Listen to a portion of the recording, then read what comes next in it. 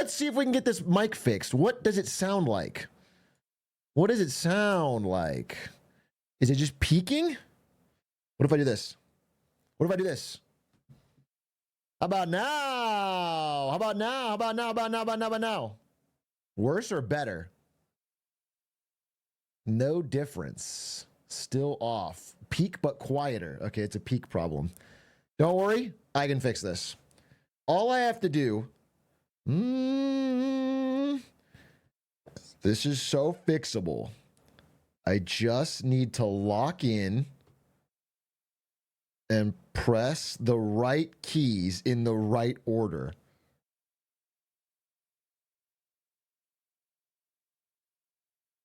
Test. I thought you fixed this? I did fix this. I don't know why it doesn't work. I even recorded myself and tried it.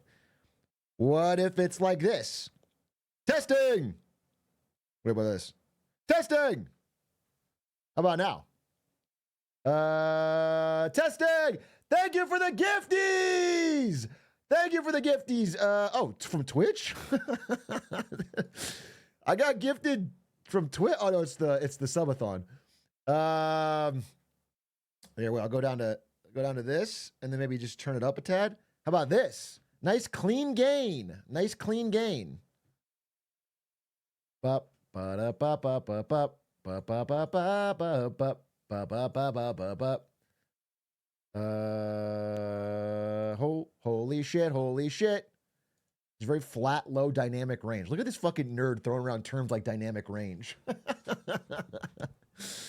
Oh, dynamic range, huh? Okay. What about this? What about this, bro? We're fucking cooking now. 1,000 times. He's like, no, you're fucking dumb. Get the blue chipper. Get the blue chipper. I know this game. Get the blue chipper. So finally, I look it up. The blue chipper's not even in this game. It's BTD 5. It's a different game that he played 14 years ago in fucking middle school. I will pop balloons and I do not care. Hello. I think this is good. Right? I feel like it's good. Pop, pop, pop, pop, pop, pop, pop, pop, pop, pop, pop, pop, pop, pop, pop. Bit quiet. Oh dear God, dude. You guys are never satisfied. I could turn it up slightly, like right there. How about that? A little bit louder now. A little bit louder now. But you guys, you understand that some of you have different volumes. Some of you have different volumes. So like some of you will be like, it's too loud. And some of you will be like, it's too quiet. And it's because you have different volumes. It's different. It's the setting is different. What about this? What about this? What about this, dude? What about if I fucking change the compression? Huh? Now we got a little bit of a deeper, little bit. How is the timer's not moving? Timer will move when I want it to move, bro. Welcome to the stream. You sound like you're on the radio. The fuck does that mean? You have a microphone in front of my eyes? I honestly can't tell the difference between any of these. Bro, honestly, me neither, because I messed with these settings all yesterday, and I recorded them all, and I played the clips back, and it didn't sound any different. Did you turn down your treble or something? Do you think I have a treble setting that I am changing? No, I'm not changing the fucking treble dial. Holy fuck. What a question is that? You think I'm like, oh, you know what? I think I want a bigger treble. Let me change my fucking No, I don't know what the fuck that is. The yelling was crisp? All right, well, then I should just yell more. How about that? You're high end. Oh my God, you shut the fuck up. Honestly, for real. You know what? Yeah, I'll fix it. I like it. Don't worry. Listen to me now and then see if you think I sound bad. Shut the fuck up, Adish! How's that sound? How's that sound, bro? How do we think about that? Where do we fall on that fucking spectrum?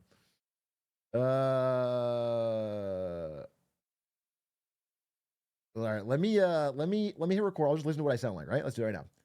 Testing, testing, testing. This is what I sound like when I get loud. This is what I sound like when I get quiet. This is what I sound when I get loud. This is what I sound when I get quiet. Okay, I tested. Now I'm going to open the recording. I'm going to play it back, and I'm going to hear what you guys should hear. Ladies and gentlemen, welcome to Mark. That's not it. That was me testing Marketing Monday. Wait, where's my fucking video? This has got to be it. Okay. Ladies and... That's still it. It's the same one. Okay, that's the one. That's right. Here we go. Testing, testing, testing. This is what I sound like when I get loud. This is what I sound like when I get quiet. This is what I sound when I get loud. This is what I sound when I get quiet. That sounds fine. Wait, that sounds fine. What is your fucking problem? What is wrong with that?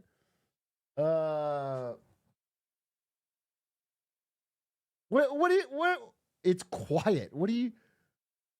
Testing, testing, testing. This is what I sound like when I get loud. Or maybe it's like, maybe it doesn't get loud enough. Is that what you're trying to say? Like it almost over compresses it? Or what if I have no compressor? Well, this is what it sounds like when I get loud. This is what I sound like when I get quiet. Is that difference or is that good? I have to record it myself. I actually literally can't understand. Testing! Is this what it sounds like when I get loud, really loud? This is what it sounds like when I get quiet. Quiet and quiet and quiet, and now I'm loud again. Bro, I fucking... All right, testing. Understand. Testing! Is this what it sounds like when I get loud, really loud? This is what it sounds like when I get quiet. Dude, I don't fucking hear a problem. I guess, I mean, there's something, maybe. Maybe there's something. Well, okay, what about this? What about this? What about this? What about this? I'm getting one guide so hard, but what if it was like this? Hello, I now have a real crisp voice. A real crisp, high-end, good voice. And it's fucking kicking you in the teeth, dude. It sounds good. It sounds good. People are listening, and it sounds good, dude. It's literally the same. No, it's not literally the same. This is good. Leave it. I'm not going to leave it till I get it perfect because I spent a lot of money on this. And I have a little bit of time. We have so much to talk about today. I've got a fucking full ass, one of the biggest Marketing Mondays in a minute to discuss with you. But I want to make sure this is good. Testing. 1, 2, 3, 4. What if I give myself a little bit of a boost? You know, put a little bass in my voice, a little bass in the place. Thank you for the subs, by the way. Holy God. Thank you, Pandone 06. Thank you for the 19 months. Stockies, thank you for the 5 months. Evini, thank you for the 8 months. JW Shields, thank you for the gift. Did you have a message I wanted to read? You said, bass boost your voice. Keep that voice radio announcer more hype train. Okay, thank you for the hype train. Why does it, wait. Whenever I put on this effect, it like, testing. Yeah, stay. Don't move. Keep it. All right, it just fucking changes. All right, it sounds good now, right? Let me open it up. One more check. Testing. 1, 2, 3, 4. What if I give my testing? Yeah, stay. Why does it wait. Whenever Nah, something is wrong. Something's wrong. It sounds like it's missing a je ne sais quoi. But it's not the volume. The thing is, it's not the volume. The volume is such a dumb... It's not the volume. Too quiet, too loud is like your head is in a toilet. You're dumb. It's not the volume. It's like... It's some kind of like thing being applied to it. But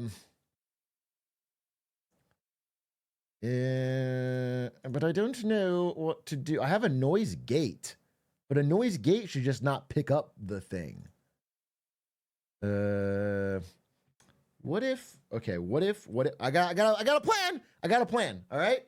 Bear with me.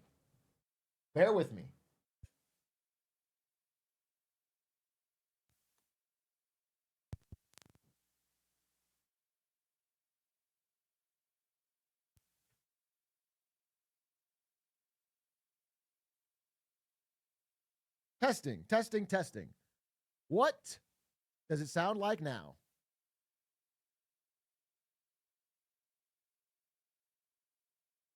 Now. Worse, quiet, worse, quieter. Okay. So it's mixed opinions.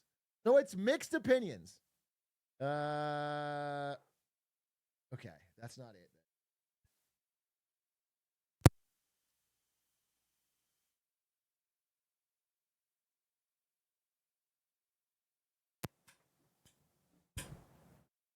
Okay.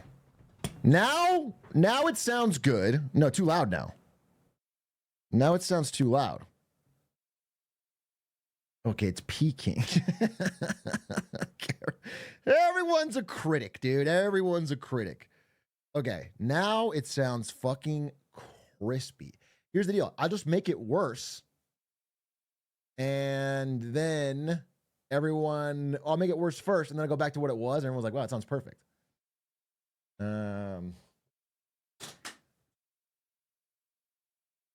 Bro, you had it and then lost it? What the fuck? What do you mean I had it? No. Sounds too normal. This is too crisp? What do you mean too crisp? Too crisp is crazy. No, it can't be too crisp. It's a compressor. There is no compressor, dude. That's the crazy thing, is that there is no compressor. I'm testing right now, and I'm going to do one more test, and we're going to hear it out, we're going to hear it loud, and we're going to hear it clear. It's hawk to a crisp. That's such an important and insightful comment.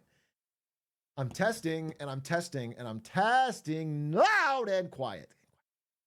You can hear me whisper from across the room. Okay, now I'm going to listen to it myself. I'm going to make my own judgment. Trust myself. Trust yourself. I'm testing right now, and I'm going to do one more test, and we're going to hear it out, we're going to hear it loud, and we're going to hear it clear. It's hawk to a crisp. That's such an important and insightful comment. I'm testing, and I'm testing, and I'm testing loud and quiet. You can hear me whisper. Okay, it actually doesn't hear me whisper. So the noise gate's a problem. It doesn't hear me whisper. It hears me say hawk tua. When I get loud, it does feel like it compresses it. Well, what the fuck do I do about that? I don't even have a compressor on. Does this have a built-in compressor? I don't think so. I actually don't think so. Turn down the gain. Okay. Okay, there's no more gain. What if there's no gain but a little more power? How does that sound now? Yo! Yo! We got no gain. To hold me back. Turn up the row gain. Okay. Okay. It peaked. Now wait. I haven't even begun to peak. How about now? How about now? Now I go high and it still fucking compresses it. Wait a minute. Okay? Are we on a we're fucking crushing. It's better. It's good. Try without the hat. I don't want to try without the hat. Listen, this is a big day forward. Let me try one more thing. I have a couple options. Let's ask the robot what he thinks. I think it's really good and track. As an advanced machine learning intelligence, I can tell the best audio when you have it. Interesting. Fucking interesting, dude. Just interesting that we didn't. You guys all say something, and then the robot has an entirely different take, and it's like the robot's really smart.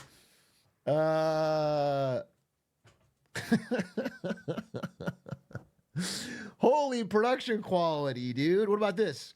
Dude, I got some shit, dude. I added some shit to the roster, to the reservoir. Okay, what if I told you that Marketing Monday was canceled? Well, it's not, but it could have been. It could have been, dude.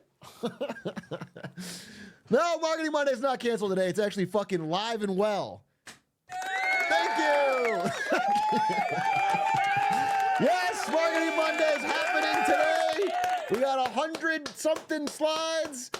This is big, dude. This is fucking big. Please don't put the Giga Chad music on there. Oh, I have to add that. But listen, I did enough already.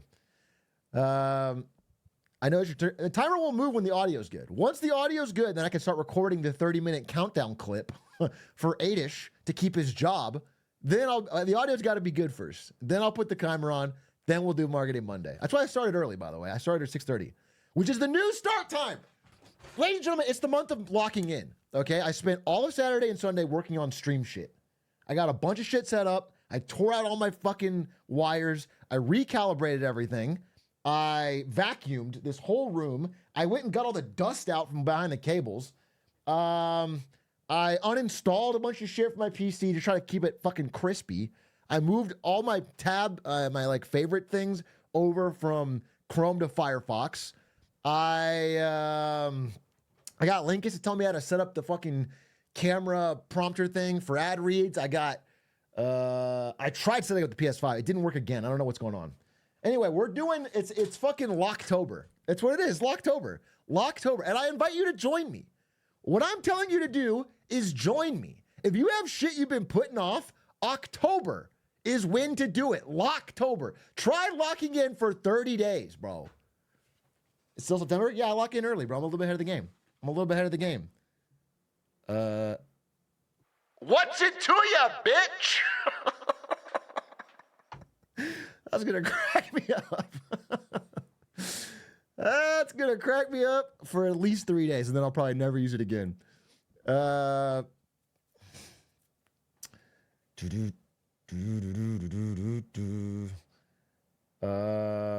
Hawk Tua Burr. No, it's not Hawk Tua Burr. That's not what Locktober is. Wait, what is Locktober? Locktober, it's like a neo-Nazi holiday or something. Oh, it's like an incel thing. Can't wait. Oh, it's like something else. All right, well, Lock-In-Tober is entirely different. Lock-In-Tober is for people who just want to accomplish tasks that they've been putting off. Okay. What else do I have on this? What is this one? I didn't even label this one. Hey guys, I just want to talk to you about how great Atrioc's Lock-In-Tober is. It's a game changer for real. Is that? I can't. The thing is, I can't hear it. So only you guys can hear it.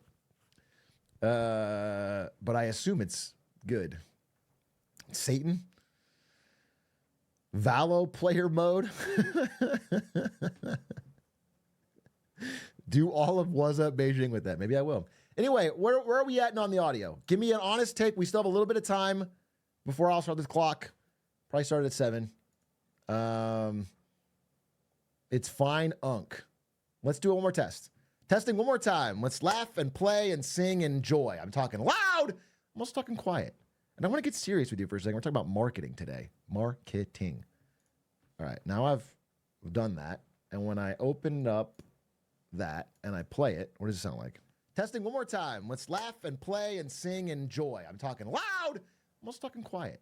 And I want to get serious with you for a second. We're talking about marketing today. Marketing. Can I be honest? That sounds one more time. Let's laugh and play and sing and that sounds really good. Wait, I mean, maybe there could be one little, but that sounds good, bro. It's certainly not distracting. It's certainly not like what it was before, where it was like fucking 10% volume pitched up, gain 10,000 to try and.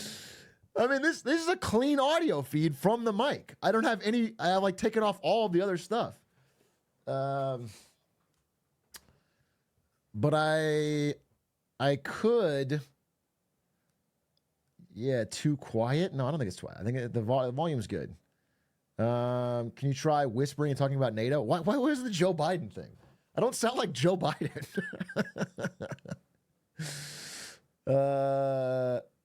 I definitely don't sound like Joe Biden. Can you play background music now? Yeah. What if I got background music? What if I got VOD Frog playing?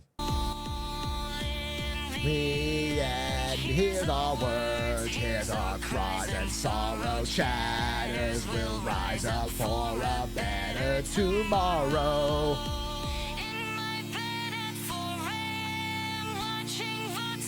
Okay, what about this?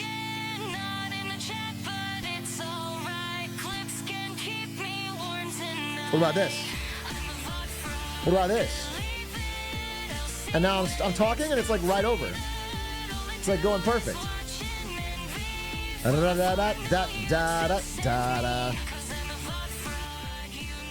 Please turn on the volume. Oh my God. I swear to God, the worst part of streaming is dealing with chatter talking about volume. I feel like you don't realize you have different volumes. How do you think the... Wait. Wait. This particular song is mixed really loud. Well, I could try a different song. What if it was like Wii Shop music, okay? What if I played Wii Shop music and I'm just talking over it? And it's like, bro, let's talk about the economy for once. On this stream, we never mentioned the economy.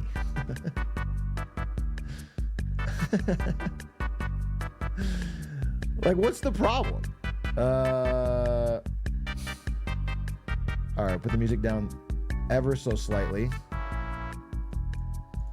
A little quieter. And now we're talking again. And now it's all balanced, bro. It's balanced, but it's also... You are so soft, dude. You're soft. Your ears are soft. Music is too loud for speaking. This is an audio repair stream. No, we're gonna get it done. We're gonna get it done. Listen, that's why I started early. You got plenty of time. That's almost there. The music needs 5-10% less, bro. You're possibly fucking wrong, but I'll try it. Okay. What about this, folks? What about this, huh? We're talking, and you can hear it, and I'm talking over the music, and everyone wants to hear it, and everyone likes to hear it, okay? All right, fuck it. That's pretty good for today. I think that's pretty good for today. I think it's talk about... If I got a 10 out of 10 from Hit Streak, then I know I'm doing something right because he's not a fucking normal chatter. He's not... I mean, he's a normal person, not a normal chatter, which is a much lower bar. Too locked in. The hat is too loud. Is the VOD audio split? So not for today, because I was concerned it might fuck up the recording of this video.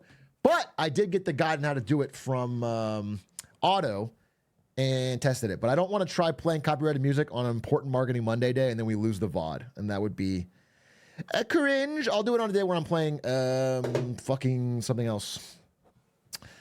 Anyway, I'm glad. Listen, based on my testing yesterday, and obviously we're still adjusting, but everything was much easier. It was like I'm getting a clean audio feed. I don't have 50 things applied to it. And I have all these buttons set up. I can play songs at a moment's notice. I can change my voice at a moment's notice. It's good. It's just fucking good. This is a big pup grade. Did you ever show the hat I got you? Really? Really, Jesse? You want me to show the hat you got me?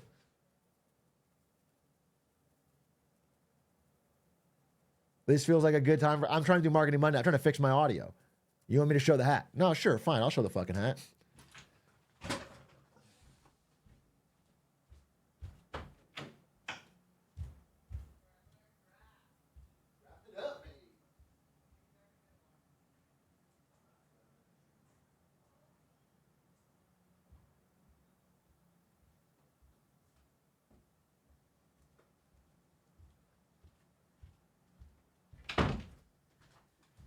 This is what my IRL friend and former coworker bought me after watching my stream for a month. Not a month, but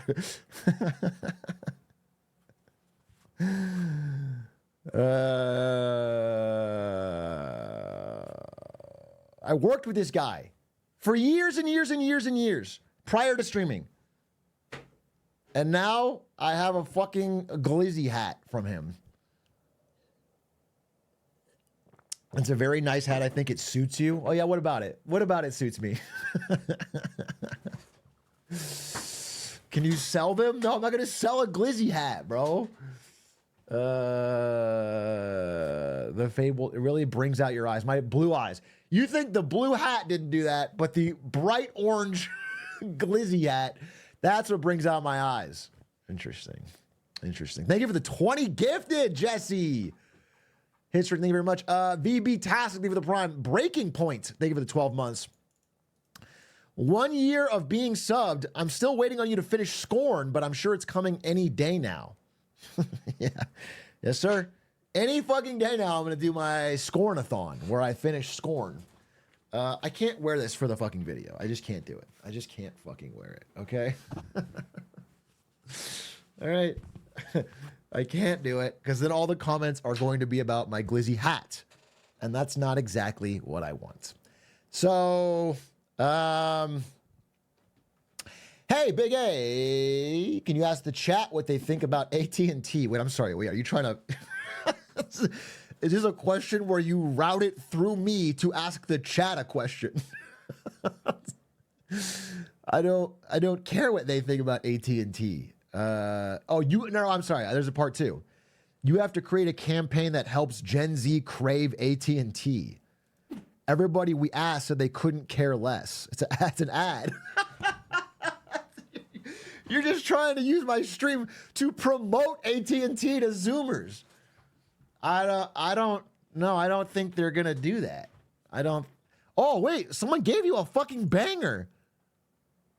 Spill the AT&T. Holy shit, Zoomers will flip for this, dude. You have a commercial of people sharing gossip on their AT&T cell phone, and they're spilling the AT&T. They'll lose their mind. Go all in on it. Spend millions. Hire the biggest celebrities you can. Do a fucking... Have them say Idgeball in the fucking... Get Haley Welch to do it and have her say Hawk Tua in the commercial. Have Haley Welch and Taylor Swift share gossip over AT&T, and then Taylor Swift goes, I'm going to spill the AT&T, and then winks into the camera, and then Haley Welch looks in the camera and goes, Hawk Tua to that, and then scene. And then Martin Scorsese comes out and cries. I swear to God, the fucking stock will triple. I swear to God, that's why the stock will fucking triple.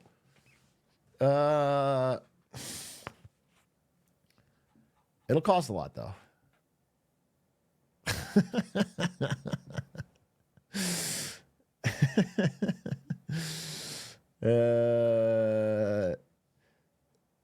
Skronkabonk, thank you for the 18 months. Atrioc, you should play Frostpunk too. A lot of good economics, ethical questions in there. Sheesh. You don't have to add the sheesh there to make me. You don't have to talk to me like a cartoon character. Yeah, I have played Frostpunk 1, and I enjoyed the questions, if not the gameplay, so much. I thought the game was like a cool idea, but kind of mid. But I'm down to try Frostpunk 2. It'd be fun. And the cool thing about that game is that like every decision is bad, just in different ways, so it all comes back to bite you. Anyway, I think it's time to start the timer. Wait, what the fuck's happening? Holy fucking shit! Jeff Kim 888. Thank you for the subs. Thank you for the 100 gifted. That makes me want to. Fuck. What does this do? That makes me want to. Fuck, dude. I don't know which one this is. What is this one? Thank you, Jeff Kim 888 for that 100 gifted. That means a lot to me. Hawk Tua to that.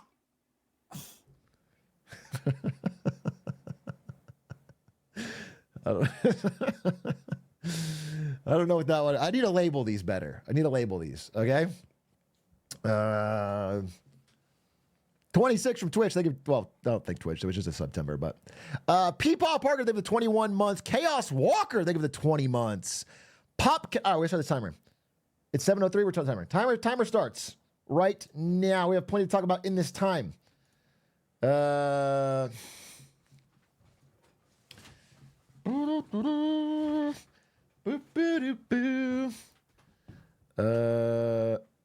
Atri. Atrioc, can you teach a little bit about how to make good presentations? Yeah, the key is to get as many voice changers as possible. Okay? That's the trick. Everyone doesn't know. Like if you're ever speaking to your executives at a corporation, what I would do is bring in a full audio setup, plug it in, and then do voice changers. To Jensen Huang, I would do this. Jesse can confirm. I used to constantly, and I would have little conversations back and forth. And then on the PowerPoint slides, the key is as much text as possible. You don't want any photos, and you don't want it to seem like you know what you're talking about and like that you've studied it beforehand. You want it to look like you just copy pasted a bunch of text on the slides, and then you're going to look at that and read it verbatim. That's the key to a good presentation. Okay? Don't look at a lot of animations, a lot of transitions, a lot of text.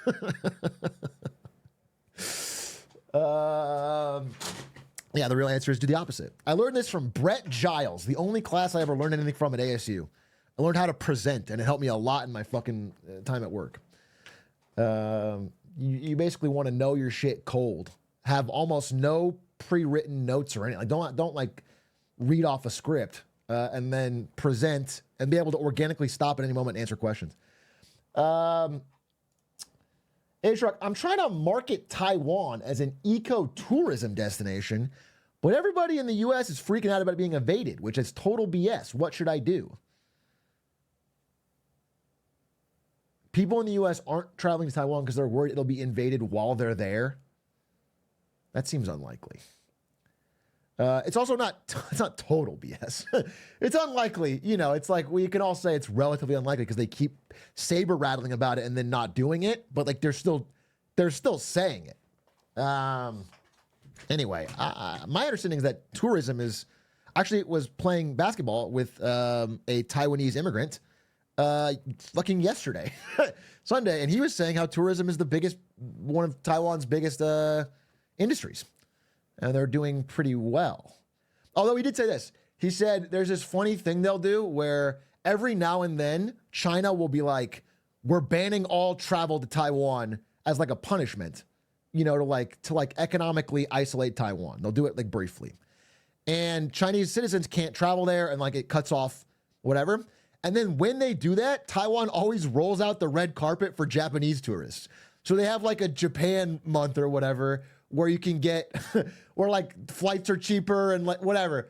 And so anyway, his dad worked in tourism in Taiwan and like was telling this, and so they just counterbalanced it. It was funny. Can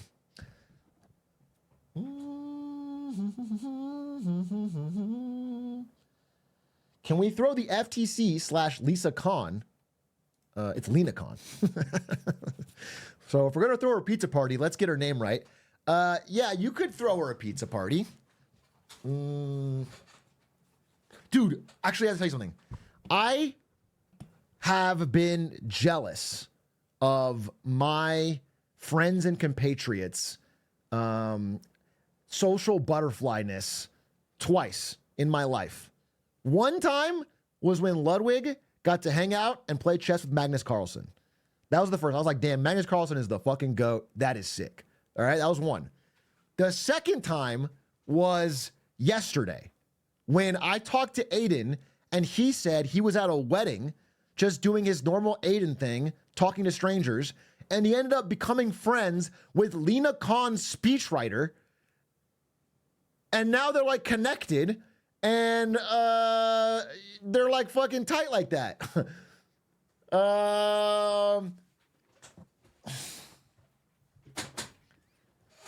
So, I don't know. I thought that was so sick.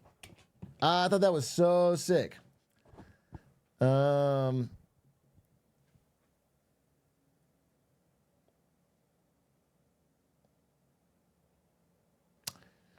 by proxy, you're connected. I mean, yeah, it's not terrible. It's not a bad thing to be connected, but it's just fucking cool that that happens to him. It happens to him all the time. He always meets people. He's a good people meter. In a skill that's, I think, very awesome to have. Okay, what time is it? We got time. We got 25 minutes. All right. So there's a lot to talk about today. I'm going to probably hold this one discussion point till tomorrow, but it's fucking fascinating the chaos that's happening in Magic the Gathering right now. The very high level is that some cards got banned and their value plummeted, and then many things rippled out from that. I'm going to talk about it tomorrow after the debate, probably. We're doing the debate early, and then after we're gonna talk about that. I don't want to spoil everything. It's such a fast. It's like it reminds me of the OpenAI drama, to be honest. It's like it's very high stakes with drama and death threats and money and swings, and it's very fascinating. But I'm gonna do it tomorrow because I have like a presentation that I want to get. I'm doing a presentation already today, so anyway, it'll be very interesting. That'll be tomorrow. Please tune in if you'd like to see more about that. And then also tomorrow is the debate. So if you're going to watch Tim Walz and JD Vance debate, that'll be tomorrow. Only on this channel, actually. I don't know if you know this. Actually, they said they're only going to allow me to restream it. And JD Vance and Tim Walz called me directly and said, you're the only moderator we trust to get the truth across. So you will have to watch it here. Don't even check anywhere else. It's exclusive. It's exclusive. And it should be fucking sick. Can you be a coach for the debate? Now, when you say coach, do you mean that I should coach them on how to win the debate when they have less than 24 hours until it starts? What okay.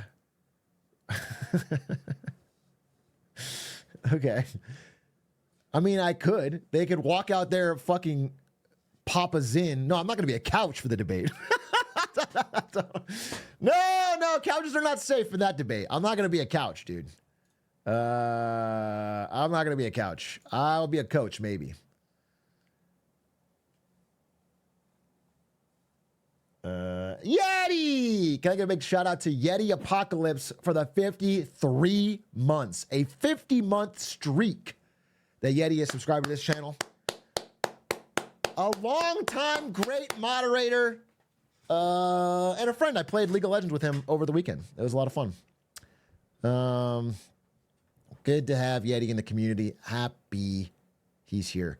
ET6239, thank you for the 45 months. God damn. What was your last message? You said, didn't Jon Stewart interview her too? Oh, Lena Khan? No, you know what's funny is, all right, so obviously, I mean, the odds of getting Lena Khan to do an interview, maybe her speechwriter, are low. I will totally admit that. However, she did do an interview with Hassan Minhaj, and it got, 200K views, which is solid. But like, I guarantee it would get more on my channel. Like, I guarantee, like, if it's just reach, and like he has, what does he have? 2 million subscribers. Like, if it's just reach, Marketing Monday gets like 300, 400K minimum. I promise you it would get more. And so it's not crazy. Like Adish goes, brother, clips would get more than that, bro. If I do a Lena Khan interview, you're not getting on the clips channel, bro. Fucking greedy ass, dude. Bro, there was a fucking on the Reddit. Let me show you, dude. Wait, let me show you the Reddit. This is funny to me. Where is this? It was cracking me up. Where did they put it? Please let me find it. Oh, there's so much crap on the Reddit. I'm never going to be able to find it, dude. It was like the pipeline meme. Did someone delete it? Man. Dude, where is it? It must have been deleted? Or was it way far back? Someone made a meme of like, the pipeline with one little droplet coming out. And it was like all my editors sharing the one little droplet starving while Adish gobbled up all the clip channel videos. I don't know. It's not here. It's not in the fucking, it's not there. It must have been deleted. Who would delete that?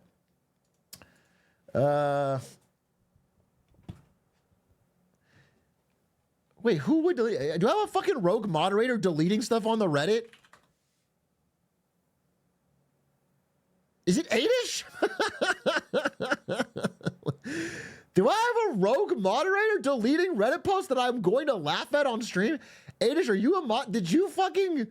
Are you trying to silence dissent? How do I see the mod history? I'm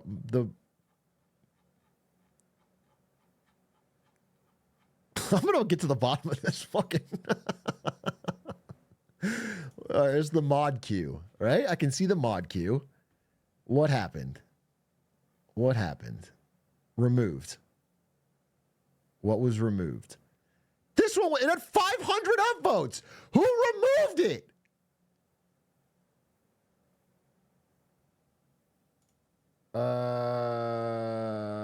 Anyway, I found it.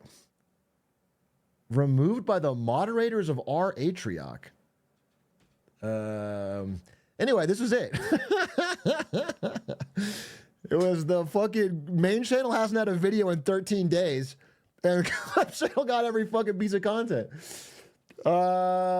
Which I thought was pretty funny. Which is pretty funny. So if we get a Lena Khan interview, that's going main, bro. You better just fucking deal with it. You better just deal with it.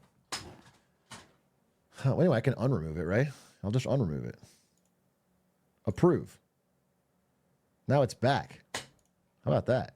We won't be silenced. We're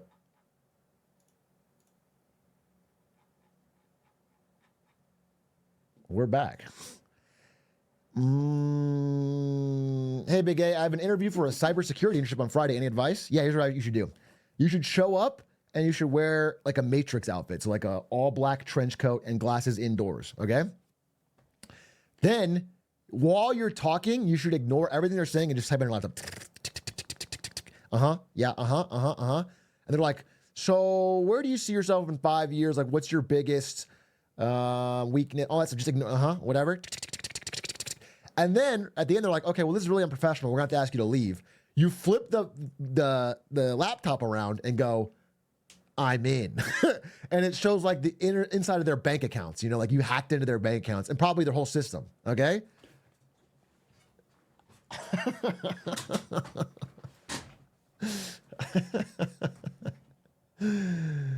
And then you stand up and walk out. All right. And that way, I'm sure it'll be easy to do. So just do that. Now you'll get hired for sure.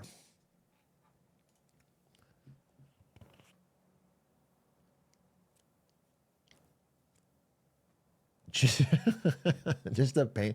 Yeah, honestly, just pretend to do it. So have like a fake coding screen, slam your keyboard on it, and then flip around like a photoshopped thing of like a Chase bank account and just take a risk.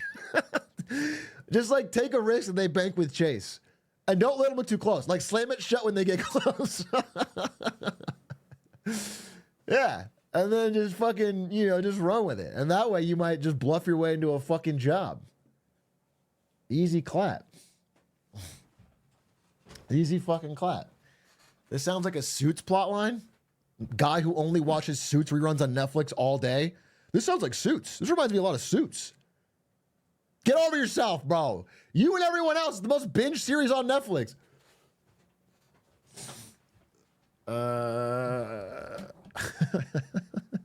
Yo, Big A, did you see the Meta showed off their new AR glasses? Why do you think they announced it if they're not planning on selling it yet? That's not that crazy. They're just showing off the tech. It's not ready to sell. They're not that good yet. They're a little bulky, a little uncomfortable, but they're on their way. The Meta Ray-Ban glasses that record things, it's a little dystopian. It's a little Black Mirror, but they're pretty good. I've seen them in action. I know a guy who he lives in LA. He quit his job to start an ice cream stand. Like he has a little ice cream cart that he just puts around the city and sells very delicious ice cream. And I thought, wow, that's kind of crazy. Like seems like very fucking tough to make money from. But then he started marketing it. So he started using the Ray-Ban Meta glasses. Well, I'm not doing an ad here, whatever, you know. And he's recording himself like making the ice cream and serving it to people and their smiles and like saying hi to them. And he puts it on IG, and he had some videos hit like 4 million recently. He had one where 2 cops come up to buy ice cream from him, and then he like is making it for them, and they get a call and have to run away while he's making it. So he's just like, oh, holding it. Dude, that shit got 4 million views. He's been blowing up.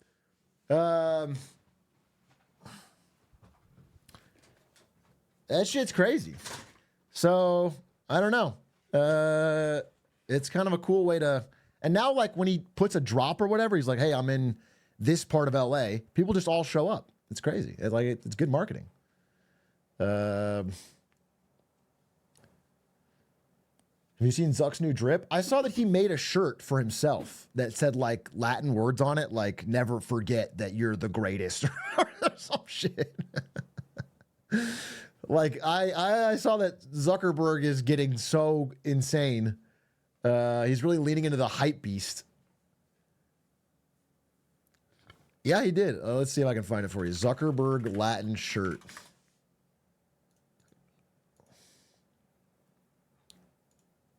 Yeah, right here. Out Zuck out nihil. This is him. He made this shirt himself. What it means, I don't know. It means either a Caesar or nothing.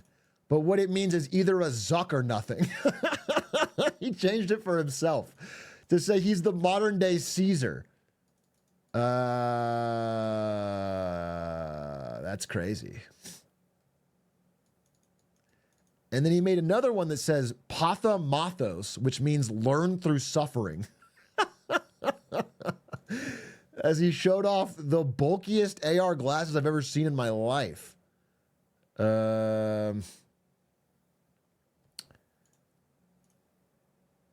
Anyway, he's still upgraded from what he used to be, bro. He's on a positive uptrend. Bro, that is true. He suffered more than anyone. Actually, fucking true. Actually, fucking true. Do you remember when when data showed that Instagram was largely responsible for a spike in teen girl suicides? And then he was brought in front of Congress and had to fucking answer questions about it. Like, what a pain in the ass for him. What a pain in the ass, dude. How's that fair to him? Didn't suffer as much as Twitch streamers. He's not. Yeah, obviously. Obviously, Twitch streamers suffer the most. They have the hardest job. Been watching the Nortel VOD. Any chance of getting a hat? Yes, absolutely. We're doing a Nortel hat. Nortel has a sick fucking logo. And now that we know the story, shout out to Bobby Rockley, it would be incredible to have a hat. Thank you, Killer Canuck, for the 7 months of Prime. Thank you, Sosa, for the 3 months. By the way, I'm trying to commission a sub alert. I need a visual sub alert on screen. Or if someone can find the old one that I used that I really liked. I don't have it anymore. But if I had, I want a sub alert that goes and shows. So if I use it, I will pay for it. I'm trying to get a sub alert so that people can be thanked on screen visually for when I get a sub. Holy Jeff Kimmerson, thank you for the 100 gifties and I'm sorry. Jeff Kimmerson has 5 messages in my chat. Let's see what they are. He said, they're all the same, actually. They're all the same. They're all the same, and I think he's trying to get me to notice it, okay? Here's the message, okay? Atrioc, I recently got a job at Microsoft. We can tell. Bro just dropped 100 gifted. We can tell. All right? We know you got a job at Microsoft. Should I hold the stock I get from RSUs and ESPP or sell? Bro, the question you just asked me in so many words is, Atrioc, can you guarantee that Microsoft stock is going up in the future? That's what the fuck. No, I don't know the answer to that question. I cannot guarantee you that Microsoft stock is going up or down in the future. I don't know, right? I cannot fucking tell you that. So here's what I'll tell you. I'll give you two outcomes. The first is what my boss told me, actually both at Amazon and at NVIDIA. They said, hey, this is my boss talking. I sell my shares as I receive. Let me explain what's going on, guys. when you work for these tech companies, every 3 months, some of the shares you got as part of your pay package vest. That means, like when I sign on for the job, I might get, I don't know, 20,000 shares, and they vest over 4 years. Okay, which means I don't have all of them until all 4 years, but you get a little bit at a time. That's basically to make it so that you don't just take all the stock you get and then quit. The idea is you have to work there all 4 years to get all the stock that you signed on for when you took the job. Okay, that's the idea. So every 3 months or so, some percentage of it will vest, and you can actually sell them. You own them. My boss says, hey, whenever my vest comes in every 3 months, I just sell them. Because I don't know whether it's going to go up or down in the future, so I just treat it like income, and I just sell it. Because if I hold on to it and then the stock plummets, then I've lost all that extra value, etc. So the idea is like you just sell as you go. That's the safe, regular, normal way to do it, because you don't know how it's going to go. And here's the idea. If instead of giving you 100 shares that day, they had given you, what is Microsoft stock, 430? So they gave you, $43,000. If they gave you money, or $4,300. If they gave you money instead, they gave you cash, would you take that cash and buy stock? And the answer is probably no. Like if they didn't give you the stock and they just gave you cash instead, would you take that cash every 3 months and just buy stock with it? Probably not. And if that's the case, then you shouldn't keep the fucking shares. However, let me tell you what I did. I didn't do that. I didn't sell any share. I didn't sell any share. Not one of Amazon, not one of NVIDIA. I held it the whole time, and it turned out to be a generationally good decision. So I can't tell you what, I just boy mathed it because I didn't need the money. I didn't, what was I going to do with it? I lived very cheaply. I had a shitty car. I didn't need the money for anything. So I just held on to it as like a gamble, as like a risk, because I was a young fucking guy who got lucked into this stock, and I was like, I'll just fucking keep holding it. And that worked out really well. So what I'm going to tell you is like, it can pay off, but it's a risk. So when you're asking me this question, I can't give you an answer other than to tell you that, like, if you choose to hold on, there's a chance that you don't make as much money, as they'll pay you less because it could go down and you might need it later. That's your calculated risk. And you have to make up your own mind. But what you're betting on is whether Microsoft stock goes up and down.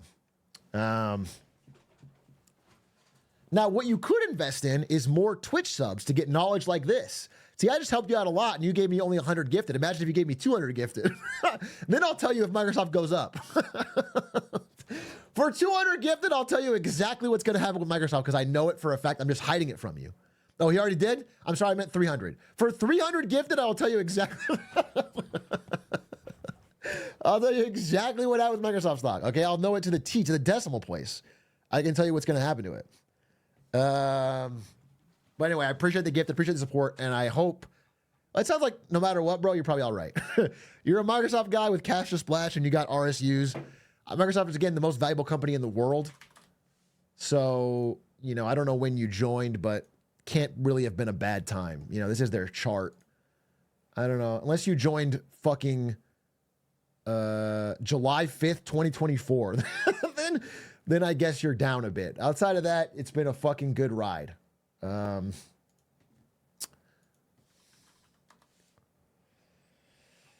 Apple is number one again. They keep bouncing around. They trade places like bros. Did you see the UFC fighter who had a rant about how much he hates the French government right after destroying a French fighter in Paris? No, of course not. Because I was that fighter. What do you think I was doing when I wasn't streaming the past 3 days? I've been fucking kicking ass, dude, taking names. Do I wear a mask? Sometimes, yes, but I'm out there fighting. And I only fight against French opponents. Because the only people get my blood boiling enough to fight.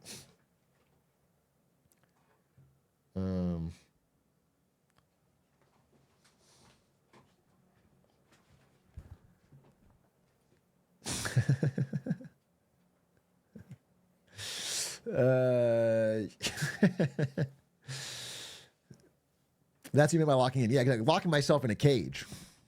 Locking myself in a cage. Anyway, I hope you guys are ready to lock the fuck in. I hope you guys are ready to lock in for Lock-In-Tober.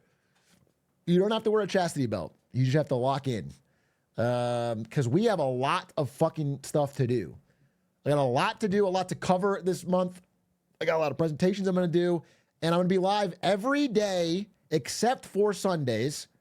And I'm going to give myself one extra day a week to delay or skip. Okay? Probably Wednesdays. Because I have decided ahead of time. That's what I'm going to do. But I will be live 6:30 p.m. every other day. Nah, it's a fair trade. I have to give myself leeway, or if I break it, it'll be bad. So, 6:30 p.m. every day for 5 days a week, guaranteed. And then Sunday and maybe one other day, I get one skip. That's the fucking deal, because I'm going to have a lot of extra stuff to do, stuff to finish and work on. And I'm actually trying to spend time working on the stream outside of stream, like tech stuff. I'm learning about, I got TTS. We're not going to do it yet because I have no idea what to think about it. But I got Monster TTS. Squeaks walked me through it. We're going to try it for a gaming stream this week and see how it fucking goes.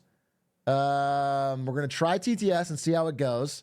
It's going to have like, a moderator. We're going to make sure it's not fucking spammy, but that's the idea. We're going to try it. I'm getting all this stuff. I'm working on the fucking, I never bothered on the streaming side of it. I've only cared about YouTube, and now I'm going to try and fix the streaming side because maybe it helps the YouTube, whatever.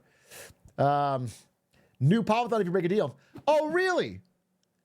How interesting is that you bring up new Pop-a-thon? Because I have something to talk about.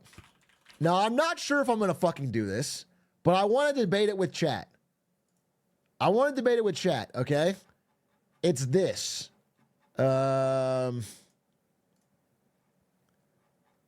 This guy made a Bloons TD mod for League of Legends.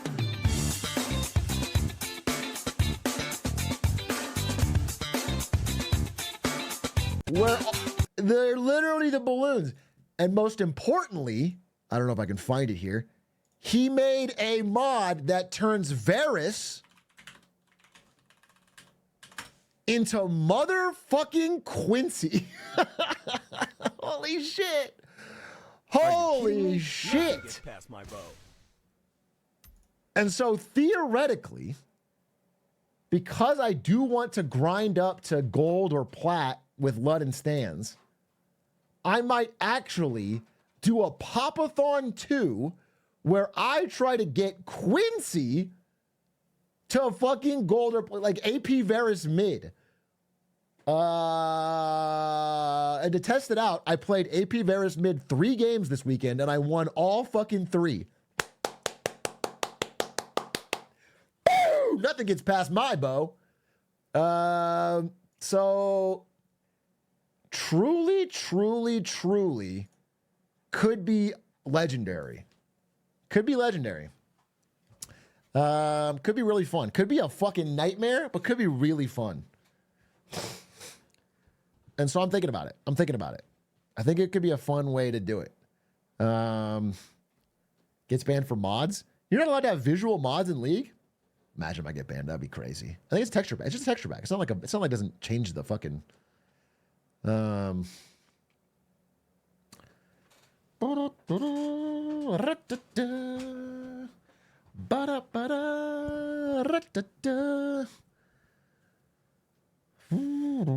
want you to buy skins to look cool, so maybe. Well, you know what? We'll just set the game as Bloons Tower Defense, and no one will be the wiser. It's such a complete mod that if we set the fucking thing, the right will never check, dude. I'll just say, I'll the title will be like Bloons Tower Defense 7 released. And then we'll get all the Bloons kids in here like, whoa, looks crazy. It's like real time? Fucking awesome. And then I can get sued by Riot and Ninja Kiwi in the same week, make a video about it and go viral. And then I'll make tons of money. And then Lena Khan will come and we'll fucking sue them both back. This is what I was dreaming about last night. Holy shit, it's gonna work. Oh shit, 19 seconds. Normally I'd delay here, but I think it's about time we start on fucking time. Ladies and gentlemen, without further ado, I think it's time for a little bit of Marketing Monday. I need you to join me in Lock-in October and do one thing for me as we jump into this week's Marketing Monday, and that is look at the screen, analyze it, see which part represents you, and when you see that part, say, Poggies me. Welcome to the first edition of Lock-in Marketing Monday. Ladies and gentlemen, welcome back to Marketing Monday, Wins and Fails, where we go over all of the wins and the fails in the last week in marketing and business. Today, our top story concerns one thing: work from home. As you can see, this guy here is enjoying working from home with his dog, who is somehow fiendishly set on looking at these spreadsheets. Work from home. We all know it. We all love it. And the stats prove it. Okay? Work from home is preferred by 65% of people, 32% prefer hybrid work, and only 3% would say they would want to never work from home. Work from home is extraordinarily popular. Not only can you work with your dog, but if you have kids, it's easier to spend more time with them, even if they look really annoying. By the way, both this kid and this mom are my target market. They're both Atrioc viewers. And you'd be surprised, she's the one spamming Glizzy Coffee Cow, and he's the one saying arbitrage on Reddit. But the main reason people prefer work from home is in an environment where housing costs get more and more expensive and you have to live farther and farther away from work, is the terrible commutes. Going into the office via commute is miserable. Housing prices continue to rise. People have to live farther away. They commute in. And it doesn't just, it's not just, you know, your subjective interpretation. There is literally a physical and psychological toll that comes from these brutal commutes that are getting longer and longer. People are stuck and they are stressed and having real health costs. They don't like commuting. It makes their life worse, it makes their job satisfaction worse, and it makes their health worse. And so they are happy with the idea of being able to work from home whenever possible, or at least at a hybrid capacity. This woman is out with an I hate commuting poster. We'll talk more about her later. But with all of this data and all of these good reasons to prefer work from home for some subset of people, the problem comes with the increased competition for the few remote jobs that exist. This is from 8 months ago at Our Jobs. Remote jobs have a ton of competition. Will this die down, or is it the new normal? Anytime I put in for a remote job, the jobs get 400 or 1,000 plus applicants. You're competing with a lot of people. Everybody wants these jobs. And this is 8 months ago. Nowadays, a remote job goes on LinkedIn, you might get 4,000 other applicants. The level of people clamoring for the few remote jobs left is getting insane. Stats show that only 20% of all postings on LinkedIn are remote jobs, but they get over half of all applications. That's millions more people applying for the same few remote jobs that you'll want for understandably good reasons. Another salvo has been fired in this remote work war this past week. This is CEO of Amazon, Andy Jassy. He became CEO of Amazon after Jeff Bezos had the world's biggest midlife crisis and decided to go fuck somebody else's wife and buy a gigantic super yacht. Okay? This is CEO Andy Jassy. He took over from Jeff. And CEO Andy Jassy just recently announced in a message called Strengthening Our Culture in Teams that remote work is dead at Amazon. Dead. 100% over. Back in office 5 days a week. Get over it. Okay? And that's a bad sign. Again, in the most stringent return to office decision among big tech companies. This could be a harbinger of more to come. Much like when Elon Musk came in with a kitchen sink and fired a bunch of people at Twitter that gave other companies the license to do the same thing, Andy Jassy's influence as a tech CEO could lead to other companies following Amazon's suit and pushing for the end of remote working. A five day in office. Now, this woman I showed earlier, the I hate commuting woman, that wasn't a coincidence. She's an Amazon employee who's protesting outside the corporation right now. She is making her voice heard, as are many other Amazon employees, because they're a little bit let down after Andy Jassy just a few years ago promised that they would be Earth's best employer. And now are shifting things up. Let's take a little stroll down memory lane with what Amazon said and what they actually did. In 2021, Amazon said everyone can work remotely indefinitely. And a lot of companies copied this. If Amazon's doing it, it must be a good idea. They all copied this. They said this is the future of work. It's more productive. People are happier. It's better. Let's do it. Everyone can work indefinitely. In 2022, just 1 year later, they said, well, okay, yeah, for sure. But you know what we're going to do? We're going to let teams decide. So if your manager needs you in the office, well, you got to go in the office for that team. But everyone else can work from home. We'll let teams decide. Okay, well, that's fine. Then in 2023, 1 year after that, they said, well, okay, everyone has to come into the office 3 days a week. It's got to be 3 days. Then it's up to your teams after that. At least 3 days, then whatever you want. Could be more, could be only 3. Let's go. And then, just now, it's locked in at 5, which is what it was pre-COVID, back to 2019. Full-time return to office. And you know, everyone's getting angry about this, but I think Jameson Zabalos on LinkedIn had a good take on it. A glass is half full take. Everyone calm down. Amazon is still a hybrid company. Monday through Friday, you work in the office, and Saturday and Sunday, you work from home. When you put it like that, they're still hybrid, bro. It's great. There's nothing to worry about. But some Amazon employees, including some who've quit, like this guy who worked at AWS, John McBride, and quit, have revealed a lot of the internal struggle that's been going on with Amazon employees as they grind back against this increasingly restrictive system. Number one, this is like after they started doing 3 days a week and then 5 days a week. Amazon employees have begun coffee badging, where they go in, they badge to show that they showed up at the office, they grab a coffee and they leave. That was their first method of fighting back. Amazon stopped this. They started tracking the time you spent while badged, okay? So then they'd give you warnings if you didn't stay long enough, okay? So coffee badging got banned. Then Amazon employees got even trickier. They started changing their home Wi-Fi networks to match the exact Wi-Fi network name of work. So their laptop would auto-flag them as being in the office.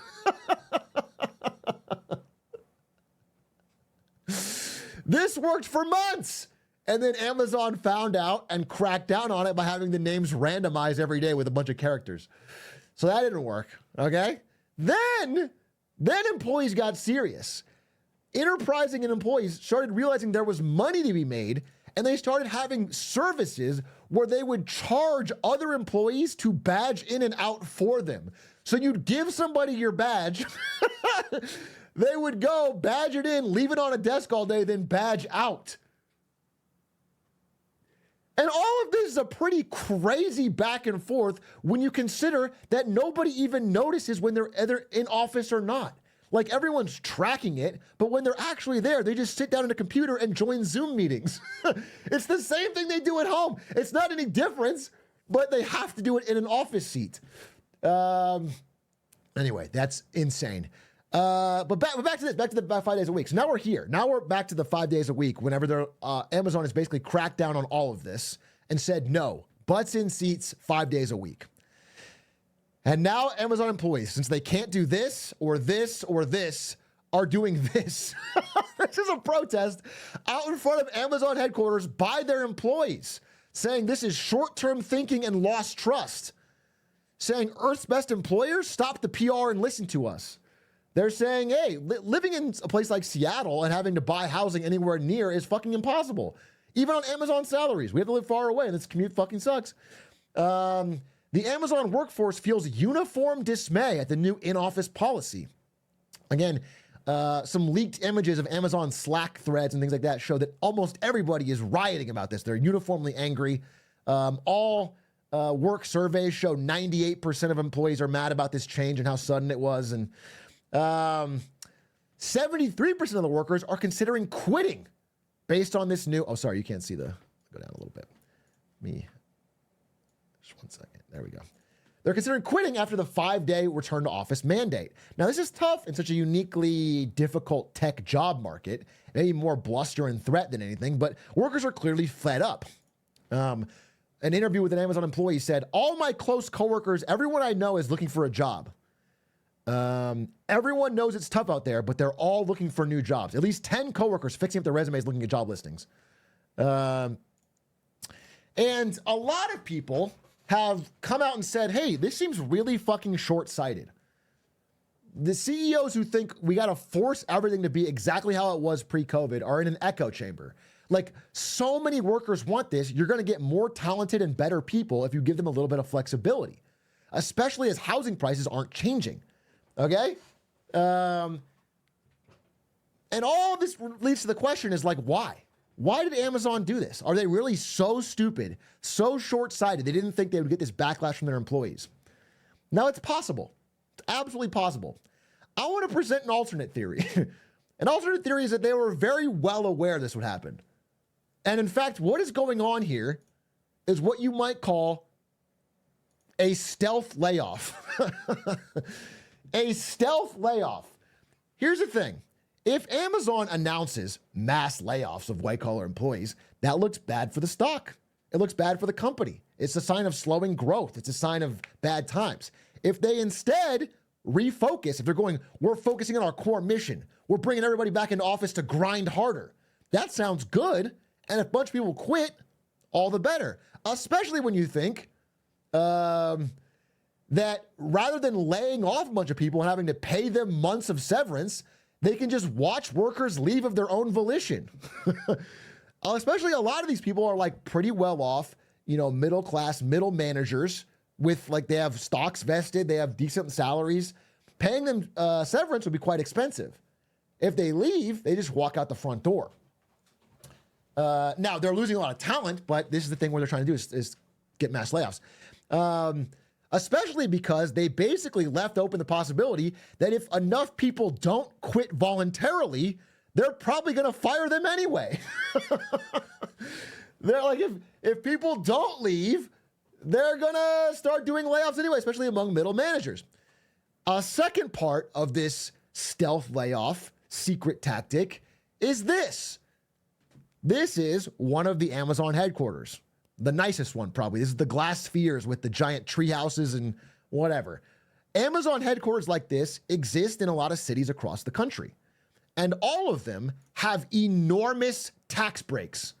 Amazon is the king of getting a city to pay them to set up a headquarters there. They get billions, millions, billions to set up headquarters, okay?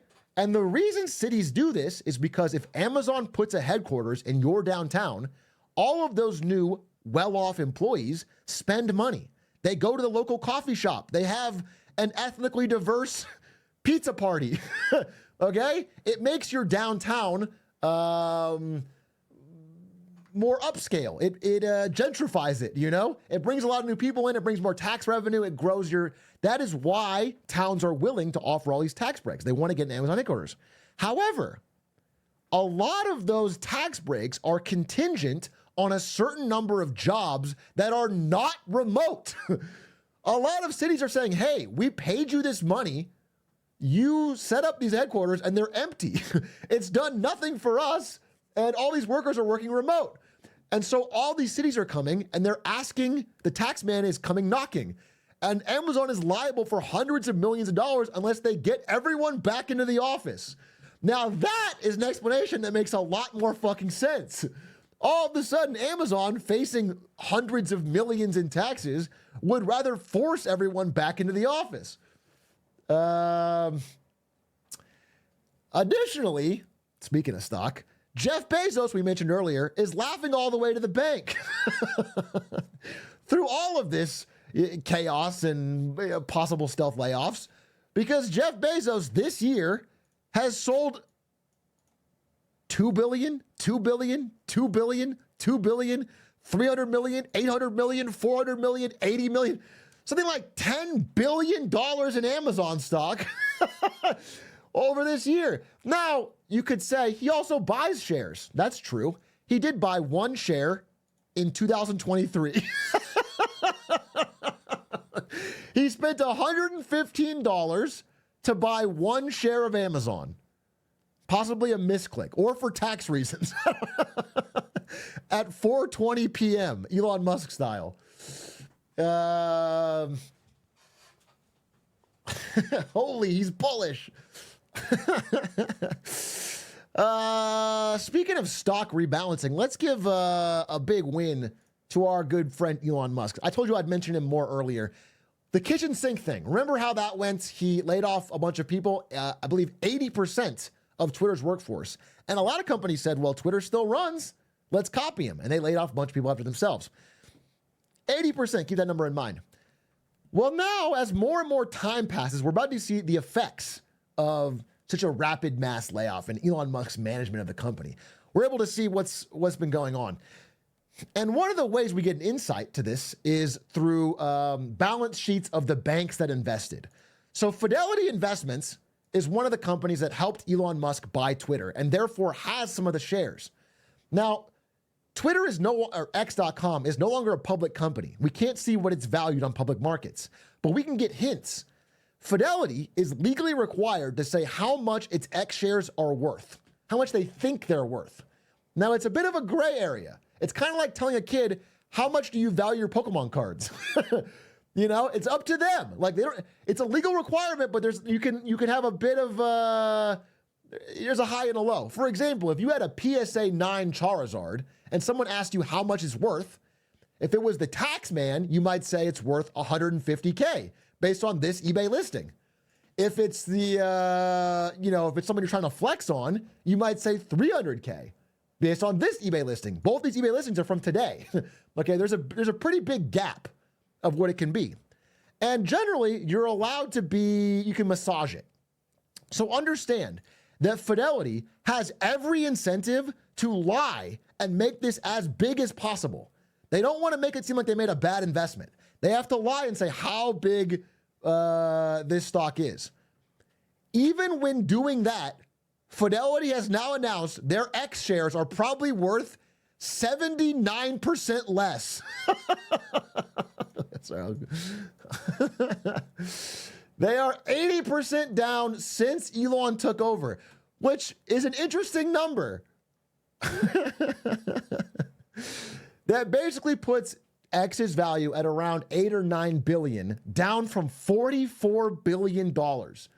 That is a very short time to lose $30 billion of value. And again, this is probably the most positive outlook you could have from an owner of the stock, Fidelity, which I think is pretty crazy given how amazing Grok is. The fact is, I don't think the market is properly valuing how sick it is that you can make Mario smoke weed on Grok. And the only problem with this is that Nintendo has finally noticed it.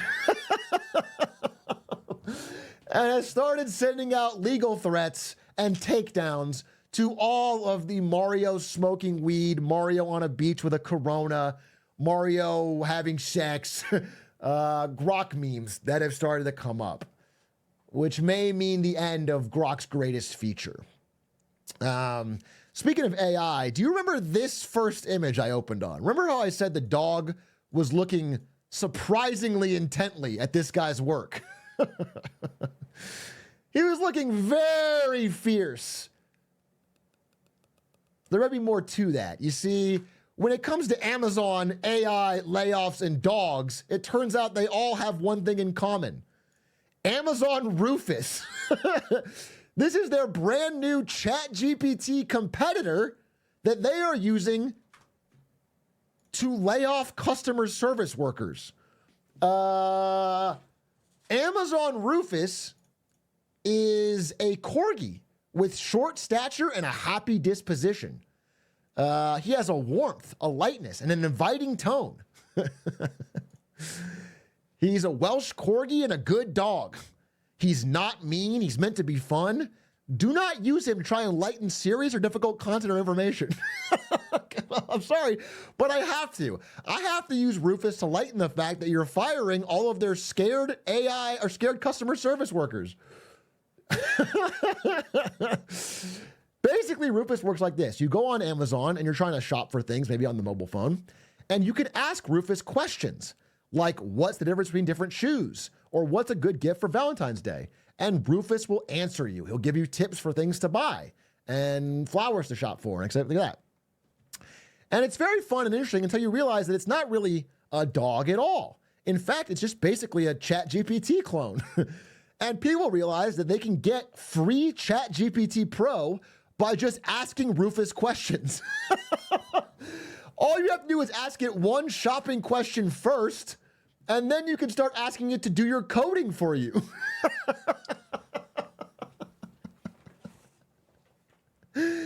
So you can ask it, does it have a touchscreen display? And then immediately jump into fucking write me some React code.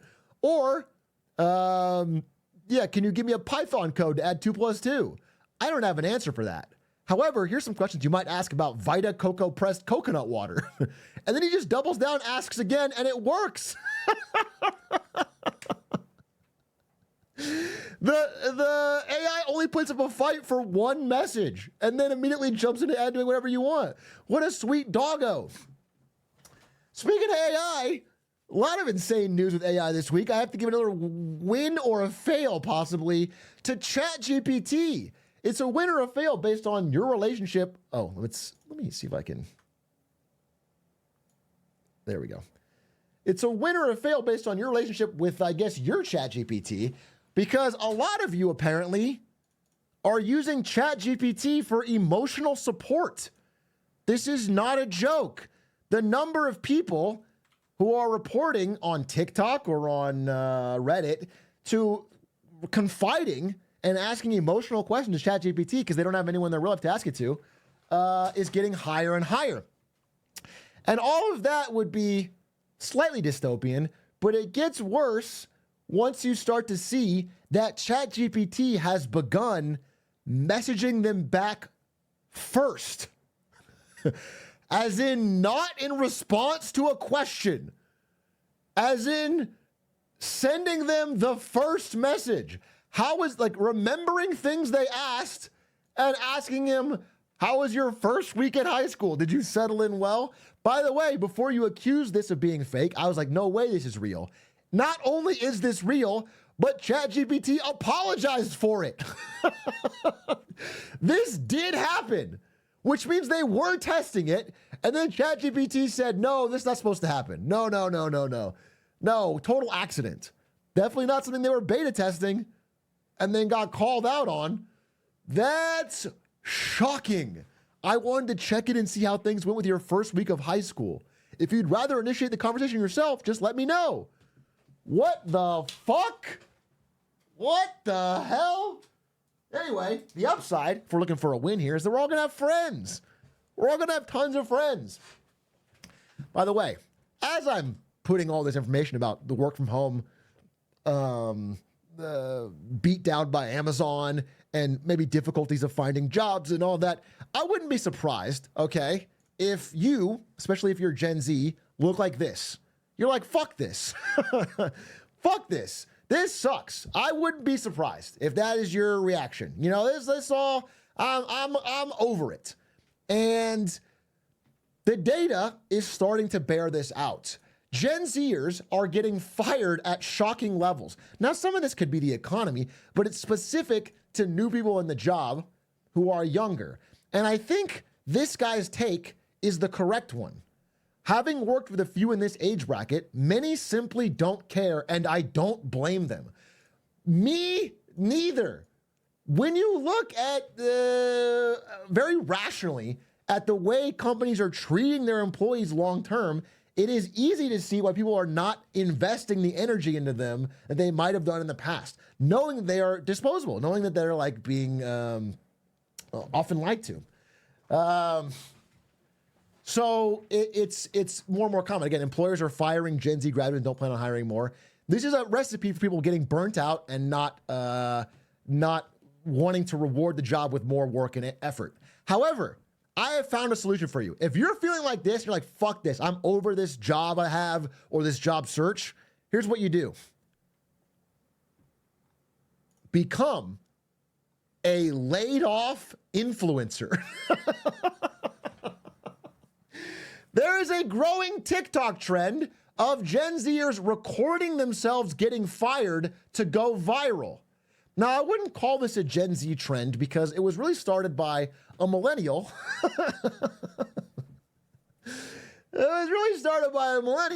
But a lot of people are recording themselves on their last day or in HR calls where they get fired and using it to go viral on TikTok.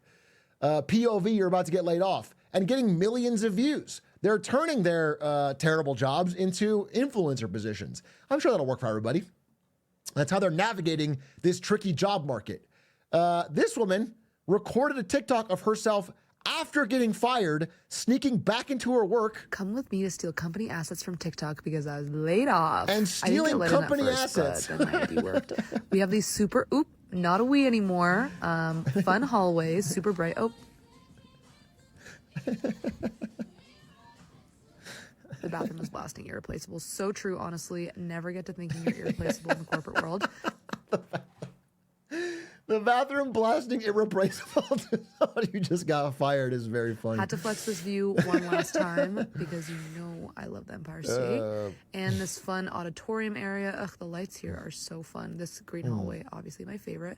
And then this is where they keep the company assets. This is super private information, so company assets in this case are just snacks. I don't think she's going to jail for this. Please don't share with anyone. But yeah, I worked here, so you know I was taking what was rightfully mine.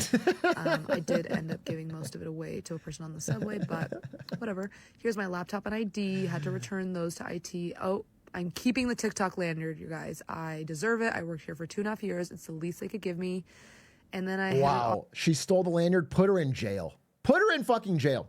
By the way, Ari used to do this while I worked at Twitch.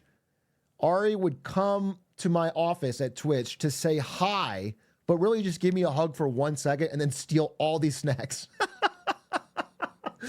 Ari would like supermarket sweep 15 snacks into her purse and then fucking walk out.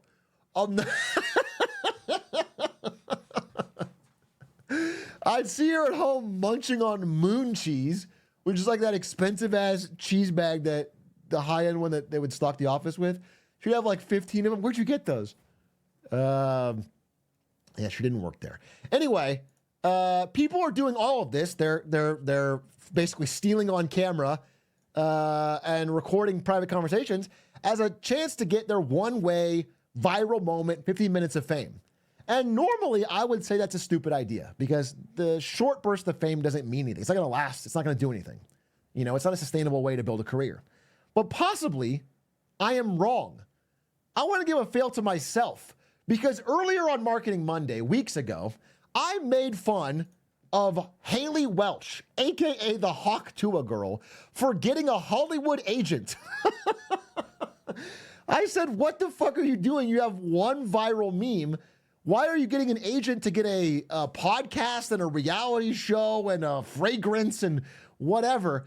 Well, as of today, when we're speaking, Talk Tua with Haley Welch is the #4 podcast in America. What the fuck? It's hundreds of millions of views. I mean, that's a lot of money. Talk Tua is dominant. I have nothing to say, but I apologize. Not only that, but she gets to hang out with Connery Pants in the DMs. Like, what better sign of celebrity is there?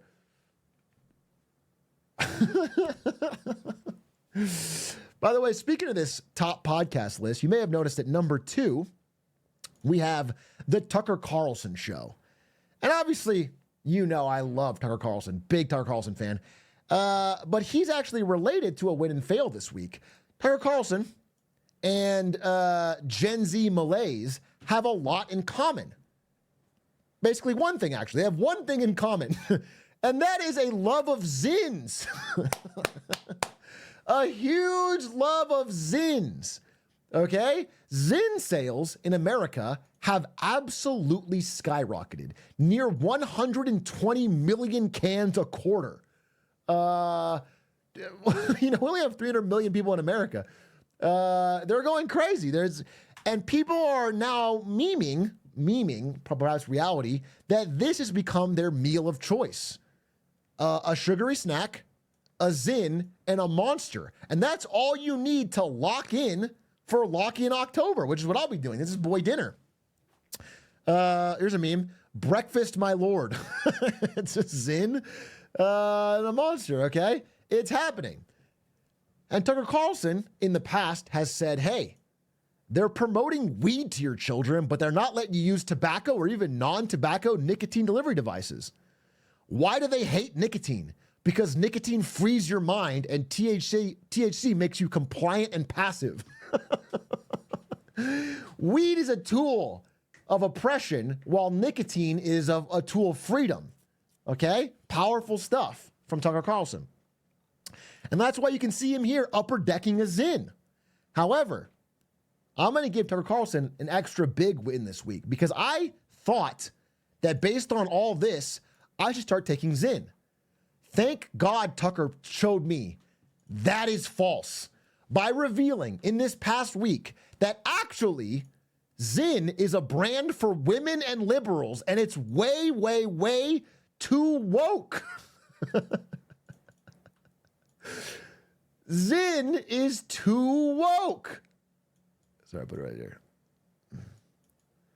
And that is why Tucker Carlson, as a heroic act, is launching his own non-woke nicotine pouch brand.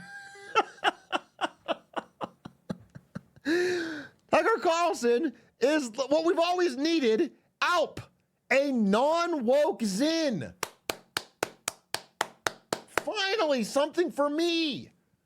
I was so worried when I looked at Philip Morris, the owner of Zyn, that their product line, it's basically a pride flag. Marlboro cigarettes? Oh, God, dude. This is woke as it comes. Now, it does contradict some messages that Tucker may have said in the past. I hear him now say that Zyn is a brand for women and liberals, but now that he has his own nicotine pouch brand, this interview with Theo Vaughn seems a little misplaced. You make me nervous. I'm going to grab another Zyn. Do you mind? Put one in. I'm going to. God, I almost want to do one, but I just don't know how I'll do with it. Why don't we wait until we're about to close because things may happen to you that you're not ready for. Okay. You're going to get a lot richer. Zyn? Is that their advertising campaign? Zyn is not a sin. That's the advertising campaign. Really? Yeah, but the truth is Zyn is a powerful work enhancer and also a male enhancer, if you know what I mean. Really? Yeah. Talking erection, huh? Yep. There's no election fraud with Zyn. Wow. Yeah. I don't know if I want a Zyn supported wiener, you know? I don't know. I think you do.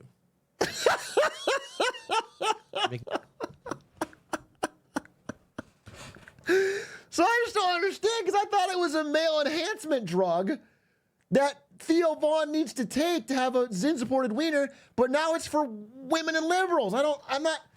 Tucker, it's so hard to keep track. It's so hard to fucking follow. Tell me what to buy, sir. And it's not the first time that Zyn has been part of the culture wars. Earlier this year, Chuck Schumer called for a crackdown on Zyn marketing and availability to children. And Marjorie Taylor Greene said this calls for a Zyn-surrection. Other politicians were saying, you can take my Zyn from my cold, dead fingers.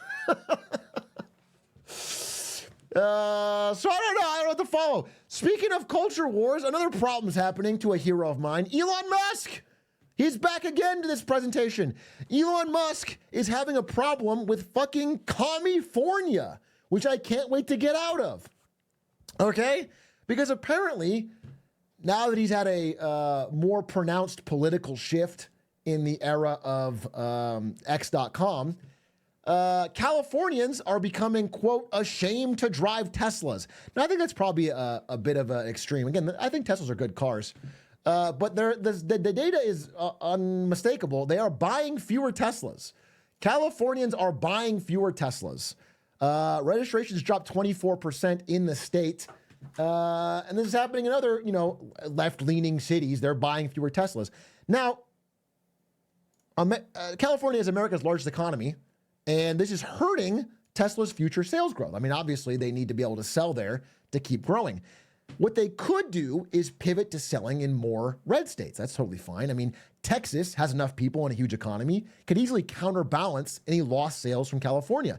The only problem is, even though politically they are more likely to support Elon Musk now, Texans don't give a shit about EVs.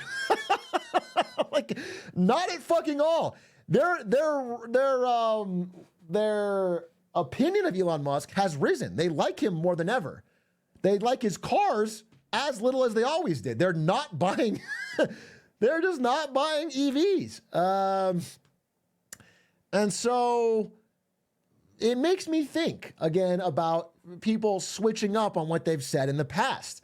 Again, Elon Musk, who now is hyper advocating, for his side in this election, for Trump's side in this election, in the past had said Trump would be too old to be the executive of anything, let alone the United States of America. But now that he has the possibility of being the head of a government efficiency force that could be hugely beneficial for contracts and tax implications for Tesla, suddenly he's the world's biggest Trump fan. It's just an interesting, it feels like there might be a personal reason, especially because he says things like, okay, I agree with this. He made a post making fun of all of these companies, basically, woke washing their products in June. I agree. This shit's annoying as hell. I think it's really cringe. We make fun of it on this stream all the time. Elon, you're totally in the right here. The only problem is if you flash back just a few years, maybe 2 years from this post, you did the same thing. You did the exact same thing. Not only including, they had their own Pride Month celebration with a rainbow car. They had people marching in the streets. Even Elon Musk himself tweeted, "Don't buy our car if that's a problem with LGBTQ equality. People should be free to leave their lives where their heart takes them." And then typed out every single rainbow. That's in 2018. And now he's an entirely different person. It's just crazy that nobody looks back even a few years on any of these. And it just feels like some of these switch ups might be motivated by more than just, by more personal gain reasons than they possibly, I think this was as fake as it is now. Anyway, enough about this. Because if there's one thing I want to talk about when it comes to the gays, if there's one thing the gays really love, it's probably not Elon Musk. Can you guys guess what it is? What is one thing the gays really love?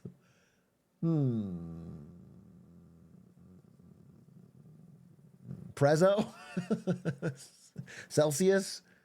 No. Raytheon? No. The answer is Roblox. Specifically, Roblox Dress to Impress. And it's not just the gays, it's apparently everyone. This is a Marketing Monday win to Roblox Dress to Impress, a game I had no idea about that is apparently massively successful. Shockingly successful. Dress to Impress is drawing a massive crowd, not only among children and tweens, but adults and even celebrities. It has been played more than 2.7 billion times and has daily active users of 250K. That would put it in top 5 on Steam. Or like right next to, Dota, PUBG, Counter-Strike. I mean, bigger than a ton of AAA games this year. A ton. Celebrities like Charlie XCX are now doing collabs, making her own Brat merch within Dress to Impress only. Again, this is not even Roblox as a whole. This is one little fan-made minigame in Roblox is now bigger than most of the AAA industry this year. That's crazy. And the games industry, by the way, half of these users are over 18. Despite the average Roblox user being very young, This game has adults playing it. So it's a shocking turnaround, and people are starting to notice, specifically EA. EA has noticed this hard and is desperate to try and make their own version of Roblox. EA is betting the company on trying to make some version of Roblox where basically they can get this effect. They make a platform where you can make your own game, then somebody else makes the great game for them. See, Roblox didn't have to invent Dress to Impress, they just made the platform. Then someone else made the great game. EA saw this and goes, wait, that's the fucking smartest thing I've ever seen in my life. We don't want to make games. We want to make the platform and let all our fans make games for free.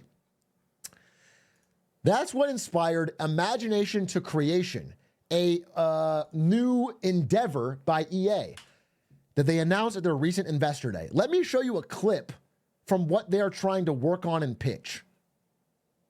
We call this space Imagination to Creation. To bring this to life, let me show It's you a little concept quiet. video that stitches together some of our more exciting experiments in service of imagination to creation. Let's take a look. Hey, what if we made a game out of cardboard boxes? Yeah, let's do it. Make a maze of cardboard boxes. What do you think? Not bad. But maybe a little too simple. Make it more complex. How's that? What if we make it multi-level? Whoa, let's give that one a go. That's cool. All right. Who are we going to play as? Make 2 characters with weapons. By the way, I want... we all know this is how we talk when playing games, right? This is this is how we hang out with our friends. This is how we, okay, this is very normal. I'm gonna keep watching, but I just want, this is like, EA has nailed gamer lingo and how we engage with video games. And we cannot wait to play Cardboard Box Simulator AI Slop. Okay, let's see. Here we Oh, I go. like this one. Not Now that my one. weapon of How choice. about- Ooh. Not bad, not bad. Okay, that's cool, but how do we fight? Show me 1v1 combat options. It should be a death By match. the way, I want to say all of this is pre-rendered. So this is EA's wildest imagination of what the greatest possible AI-generated game could be. Okay. This is the greatest thing they could possibly think of in their wildest dreams of what gamers would want. None of this exists today. I mean, they have demos of things like this, but Right? Here I come. holy cinema. Anyway, that's their plan for Imagination to Creation. They are pitching this to the investors, and they are trying to tell the world that, hey, we are going to get our own Roblox or we'll die trying. Will it work? It remains to be seen. It remains to be seen. Let me fix the audio here. 1 second. There we go. But all of that leads us to being done with American news, okay? It's time to show something that the investors really want and the audience really wants. Bringing back a segment that has been much demanded with our favorite person on this channel, Xi Jinping, in a segment we like to call What's Up Beijing?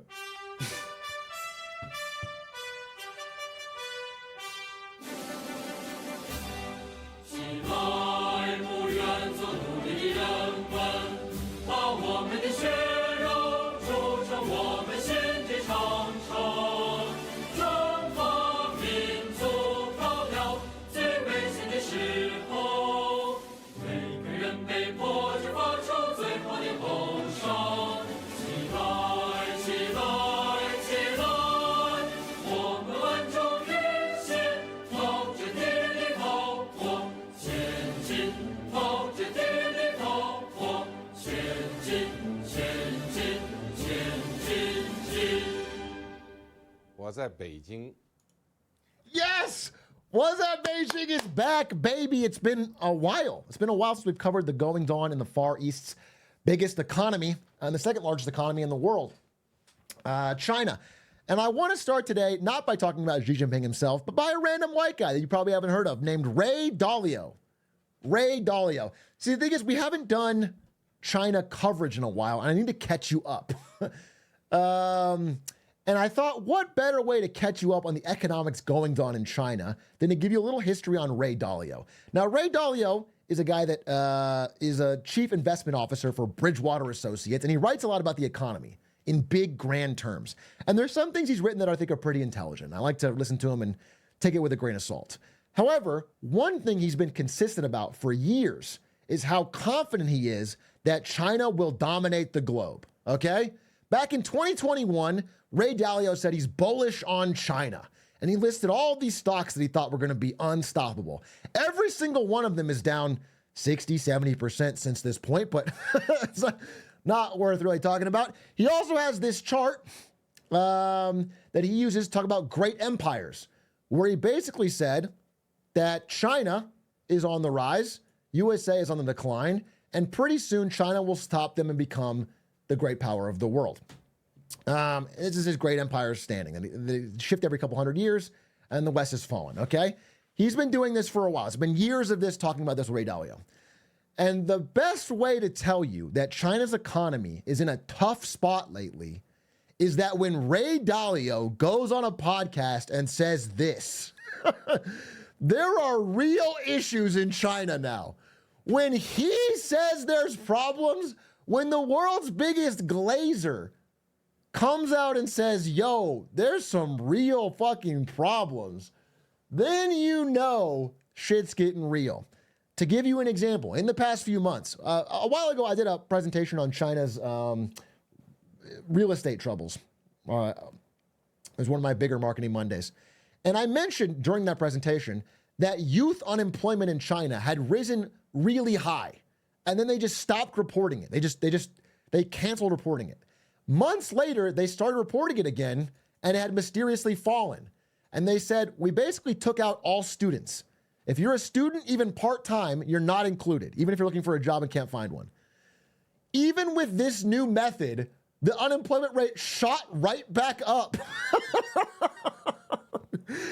Even with the non-student new method, it is now back to basically where it was in 2024. They might have to halt it again.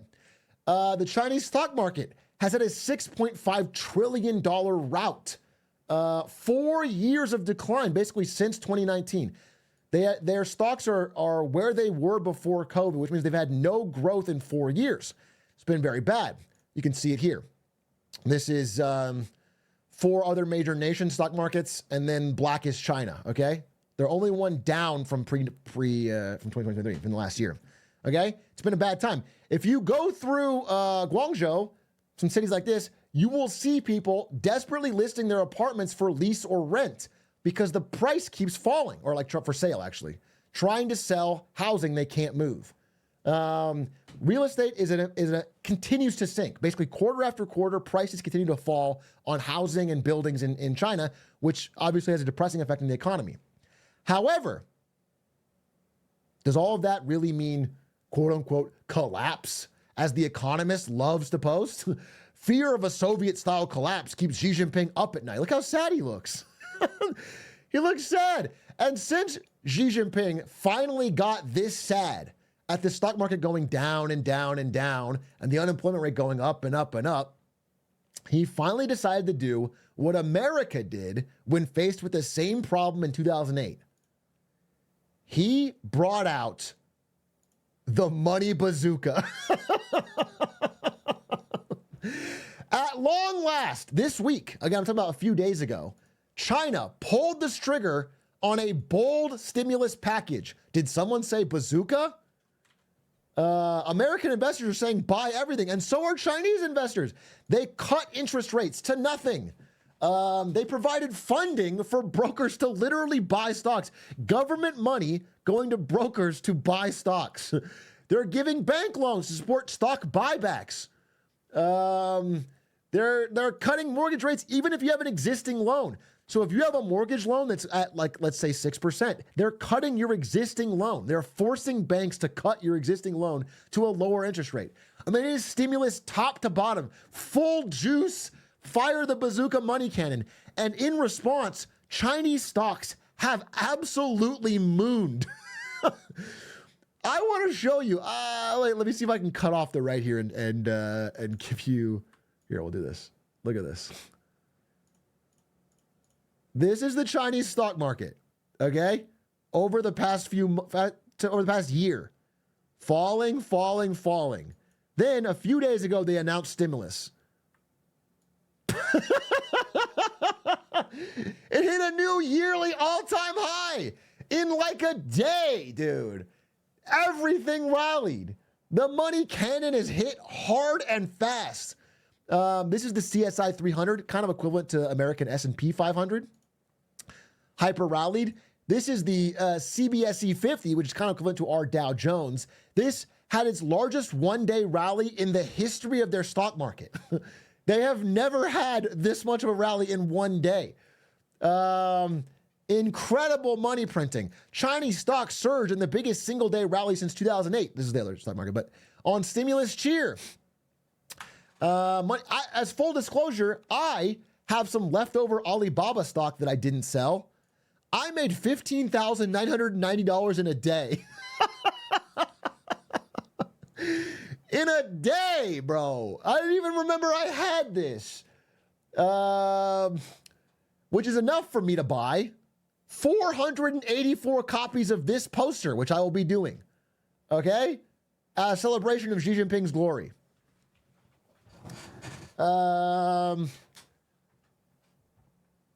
And more stimulus seems to be to come. China's premier affirms need for policy speed. Not only are we're launching the money bazooka, we're doing it fast and adding more stimulus as things come up. They're basically doing a total reversal. Again, people have been begging for this in China for months, if not a year. When was that? When did I make that video? Over a year ago. It's been a year and a half since Country Garden collapsed, and people have been begging for stimulus, and China has been delaying and not doing it, or doing small amounts. They finally unleashed the bazooka. What will it mean is the main question. Okay? Everyone is asking it. Will China's surprise stimulus actually work? Because again, they've never done anything this big, but they've done smaller stimulus in the past, and it often fizzles out. It continues a downtrend. Some people say this stimulus is a game changer that is going to turn China's economy back to rip-roaring growth. Others say it's an adrenaline shot that's only buying China a little bit of time. What's the answer? Likely, as with most things China, somewhere in the middle. Somewhere between collapse in 30 days and guaranteed world domination. China's likely to trudge along, and this will at least bring some wind back into the sails of the economy, okay? Generally, it's tough to say. These are such a new concept that we can't obviously figure out the long-term implications after 3 days of the stimulus being enacted, let alone even, or announced, let alone enacted. However, I do want to say, for people that are in this camp, I think you're probably a little crazy.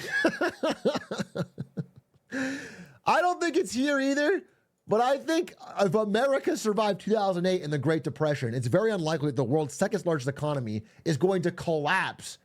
It's going to be tough times. I'm sure stimulus can't overcome all of the problems in a deflating housing market, but likely they'll be able to keep going. If they don't, we'll be able to cover it every week here on What's Up Beijing in Marketing Monday. Thank you for watching, and tune in every week to see more updates on what's going on with China and the world and the economy on our show. Thanks for watching. Appreciate it. The return of wins and fails. The return of What's Up Beijing. We're back, baby. 150 slides is a big one. So everybody say bye, YouTube. I like it. As a robot, I thought it was really well balanced. Thanks. Anyway, I'm totally down to answer any questions, and I have a bunch more stuff to talk about. I actually had to cut it off. I had like a dozen more things I wanted to include, and I have many things that we could talk about for clips. I have a question. Do you think tech workers are going to unionize eventually? Because this Amazon strike, will companies never let that happen? It's not really about, here's the thing. The real question of whether companies can get away with this is going to happen once the economy gets better and people are hiring more. Right now, white collar jobs are laying off like crazy and they're not hiring. If anyone you know is trying to find a white collar stable job, they will tell you how fucking hard it is to search for jobs right now. People will tell you how fucking difficult it is. So right now, the companies have a lot more power and leverage than normal. They know people don't want to quit into this market. They know they're like desperate to keep their jobs. And so they're abusing that to take advantage of this work from home debate. However, people have tasted it and they don't want to go back. So if they do it, it'll be begrudgingly. They're not going to work hard. The best talent that can leave will leave. And eventually, companies are going to spring up that realize this and offer employees work from home. Like, it's going to happen. Better companies will realize it and get, but as of right now, this moment, employees are on the back foot. Like, the Amazon is striking while the iron is hot, where employees don't have a lot of leverage to fire back. Maybe in a year or two, or whatever. Like, whenever we get into a point where hiring is good again, it'll happen. Things move in cycles. Eventually, there'll be a point when people have the leverage again, and they might punish the companies that didn't understand the value of work from home.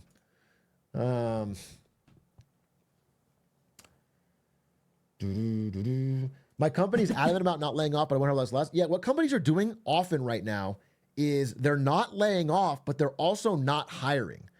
And if you have a job, you may not notice the chilling effect that's having. But if any of you are searching for a job, I think all of you can tell me the problem is real. People are 100% feeling that like the not hiring, the hiring freeze all over is fucking real. It sucks. It's a very difficult time to be searching. And that's before I think layoffs have really picked up steam. Well, I mean, they actually are pretty high already, but they haven't really picked up a massive, like, unemployment rate hasn't risen to 5-6%, but my friend's been searching for over a year. Yeah, it's fucking tough. It is clearly very tough. Even friends that effortlessly receive multiple offers usually have been having to fight for new ones lately. Yeah. And again, part of that is due to how difficult it is to stand out in an age of AI applications where everybody is sending 10 million ChatGPT applications at once and every job's getting flooded. It's hard to like stand unless you know somebody. That makes it tough. But part of it is that companies are just doing hiring freezes. They're waiting and seeing. There's a lot of uncertainty. Again, there's an election coming up. The economy's on a precipice. No one knows what's going to happen. And companies are just waiting. They're just waiting it out.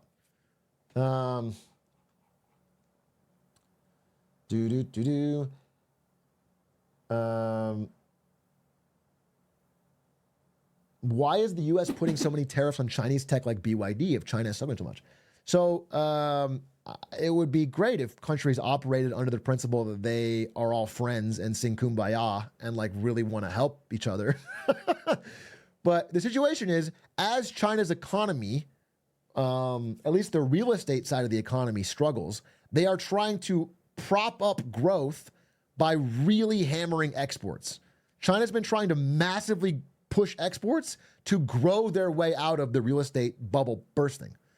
And to do that, they are heavily subsidizing industry. And so China is able to dump, I'll say dump. Again, this is a contentious issue, and I have mixed feelings on it. But China is at lower cost than anyone else, offering EVs, batteries, and solar panels. That's the three main things they're doing to dump on the world. They need to grow these industries. They're high tech, powerful, future forward industries. And so every other country is, well, not every other country, but definitely the United States and Europe are throwing up tariffs to try and block that because they just can't compete. They can't compete in those three industries with China. And if they let that stuff get dumped in their market, they won't have a market. America will not have any solar producers or EV manufacturers or battery manufacturers if China can sell their goods here at cost because no one can compete. Whether that's a good thing or not is really up to debate, and I don't have a strong take. But countries that aren't the U.S., like Australia, are getting flooded with Chinese EVs because Australia doesn't have a domestic car industry. Australia is not trying to protect their own car manufacturers, so they're just letting it in, and they're getting a bunch of cheap Chinese EVs that are like great quality. I mean, they're getting a bunch of EVs, so it's debatable. We'll see how it works. A lot of the headline articles were cut off. Doesn't matter to me because Adish, not Adish, sorry, fucking Eric, the Eric Senchi fixes it all. He adds footage. The PowerPoint's just for reference for me. He adds all the, but I'll fix it for next week. I mean, it's fine. He doesn't actually use the footage that I record live. He puts the camera over. My dad owns a BYD. It's a good car in Australia. It's a good car. The BYDs are good cars, bro. Especially for their cost. They're incredible cars. Yeah, there's just no getting around it. Everyone who's actually tried them, they sell like crazy. Every market they go, they sell like crazy. But the problem is American car manufacturers will lose all their jobs if they have to compete with that. So it's a problem. They're trying to balance that out.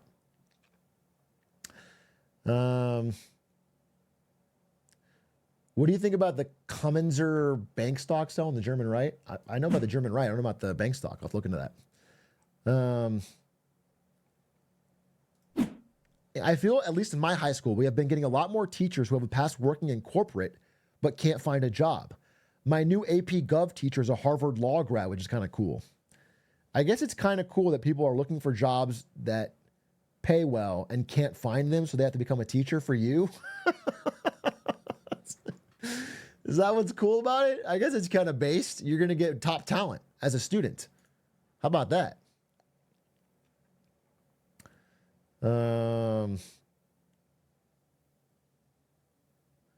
What are your thoughts on the overhiring at places like McDonald's, giving the illusion of growth, but in reality, workers are on average getting less hours?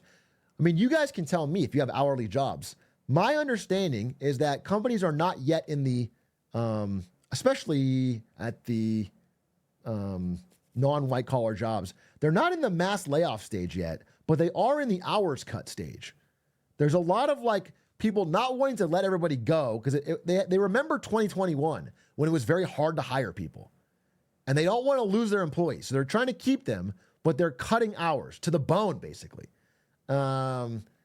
So that is what I'm seeing and hearing when I listen to earnings calls and I listen to corporate CEOs talk, is that they're cutting hours, but not necessarily cutting staff just yet. But it has a chilling effect.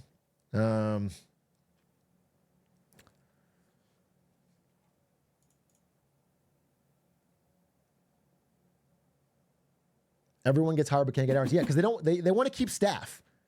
Companies, again, maybe you guys remember like 2021 era when everyone had stimmy checks and like could stay at home and didn't care. People were just saying, I don't want to fucking work here. I don't want to work at Applebee's or whatever. And then Applebee's was like, no one wants to work anymore. We're closing the store. Like, this is all fresh in their mind. It was, rich people were fucking furious. They were so mad.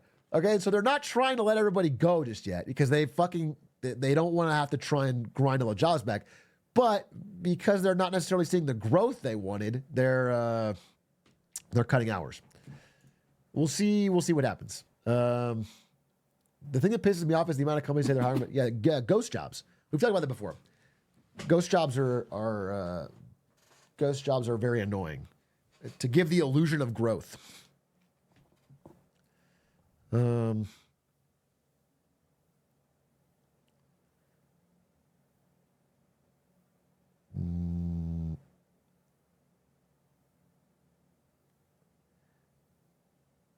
Spooky October jobs. Yeah, exactly. Yeah, they're just getting in the spirit of Halloween.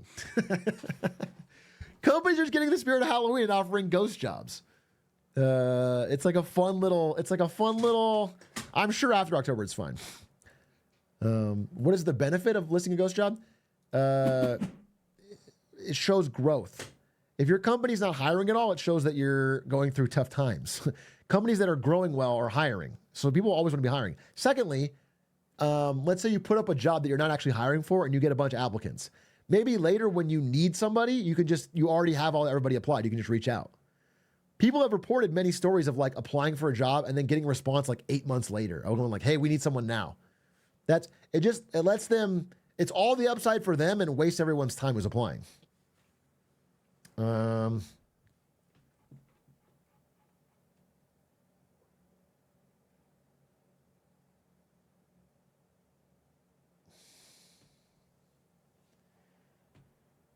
What's been going on the East Coast of the dock workers? I'm doing a dock worker separate prez. But listen, at midnight tonight, we're going to know if the dock workers are striking, which will have massive ripple effects in the economy. Okay. It's like the whole Eastern Seaboard. There's a huge dock workers union that is trying to make a deal with the ports to determine salary, benefits, wages, overwork. I'm not sure the exact details. And they are going to do a massive strike tonight, at midnight tonight, if they don't come to a deal. They've been setting up. Yeah, part of it's automation. Yeah, but part of it's, I think there's been insane hours too. I think it's work hours. And so, yeah, I think it's 20 minutes. Yeah, in 20 minutes, we'll know if they're striking. Like, we'll stay up. Yeah. Likely they are, but we don't know. They're probably negotiating right now. I fucking know. So,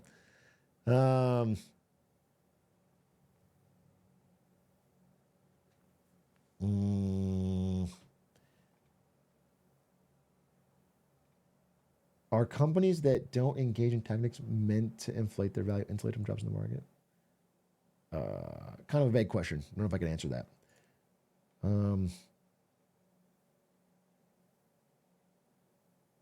There are studies that show that workers who work in an office are more productive than those that work at home.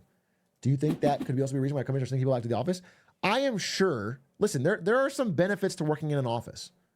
The people that benefit most from work from home are established veterans of a company who know what they have to do as their job and need the flexibility to have a reasonable life. It's real. I mean, like, if you have kids, your quality of life goes up 6,000% if you can work from home. It's way, way better. It benefits you a lot. If you are a young person, let's say you're fucking 21, joining a company, working in office for a few years is not necessarily a bad thing, because it's very difficult to feel part of the company at all or learn anything when it's all done via Zoom in little sporadic meetings. Now, here's the problem. As I mentioned, the core of the issue is that housing is so fucking expensive that people cannot live close to the city centers or the jobs they want have. If they could have short commutes, they wouldn't mind so much. But everybody is dealing with the reality that they have to live farther away than they want. And a commute is number one predictor of job unhappiness. It's the number one. Additionally, in a post-COVID world, after the Zoom era, everyone has gotten used to doing most of this knowledge work via meetings, digital meetings. And so a lot of people are going into the office, sitting at a computer, typing on a laptop, and then joining a digital meeting. There's no difference between what they do in the office and what they do at home for many days, especially people like programmers and things like that. So it's disingenuous to apply one size fits all. Work from the office is just better to all employees. And people are screaming out that they are more satisfied when they work from home. They need some kind of freedom. So maybe it's a hybrid model, maybe it's something. But the idea that we just ignore it, plug our ears, and go back to 2019 is crazy to me. It doesn't make sense, and I feel like it's short-sighted. And I do think it is much, much more motivated by stealth layoff and tax implications. I think Amazon knows what it's doing, and is very, very happy to get rid of some employees via attrition, especially at low-margin businesses like AWS. I'm sorry, not non-AWS.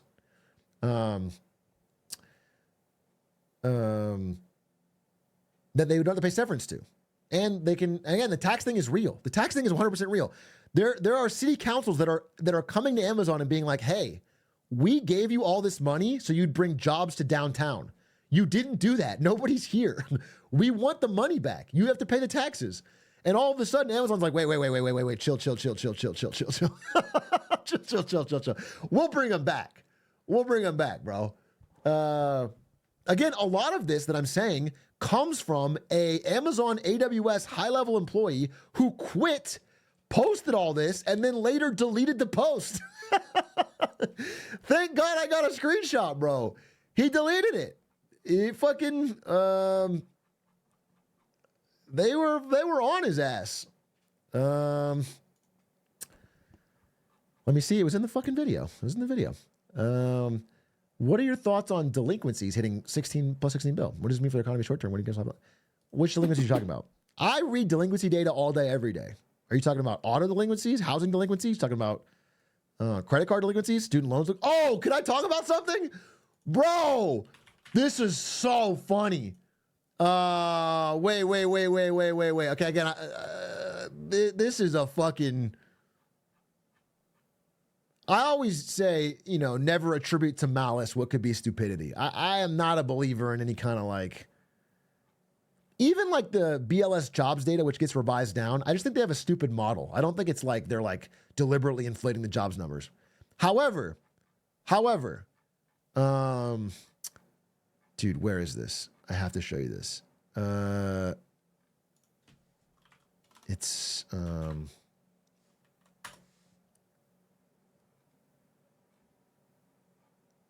give me 1 second.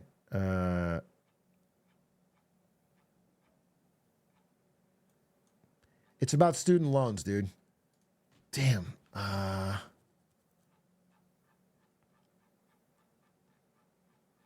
mean, I can just tell you what it is, but I wanted to show the screenshot so it's like I have some proof. I don't want to just fucking... I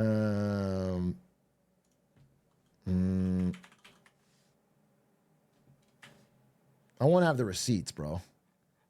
It matters to have the receipts.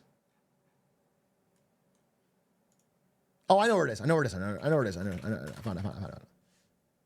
found it. I found it. It's this. Okay, here it is. Here it is.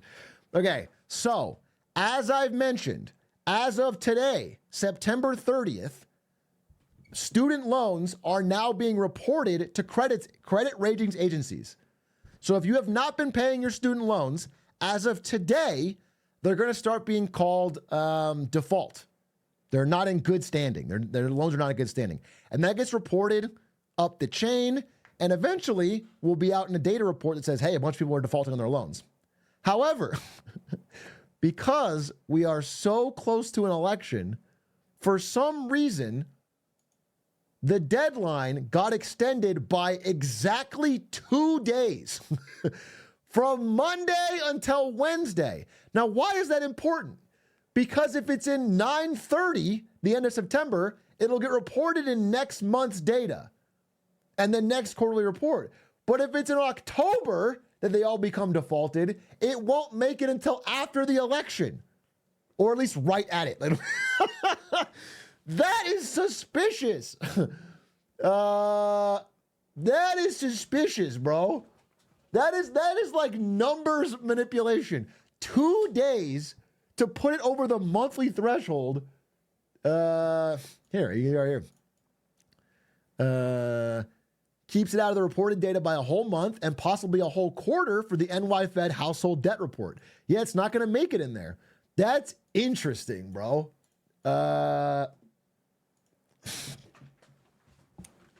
So we'll see. We'll see. But I found that made me laugh out loud when I saw that headline. How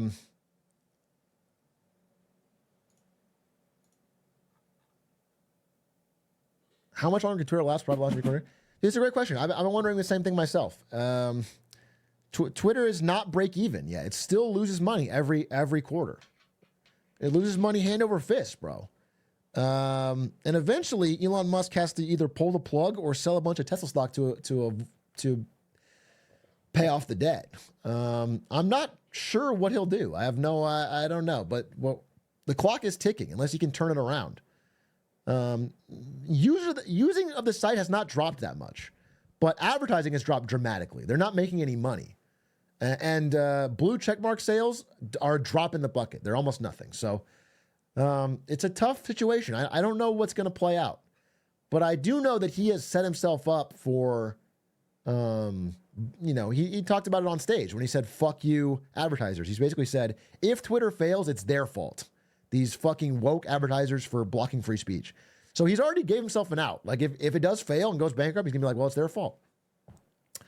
But it's situation is bad. And it's every month it's worse. I mean, They are not making money. They are losing money. Now, he has a lot of money. Understand that Elon Musk has a lot of personal wealth, but he does it to sell Tesla stock if he wants to afford their bills. as much as they've lost, it's still a drop in the bucket compared to his total wealth. The real thing that would be bad is if Tesla's troubles continue.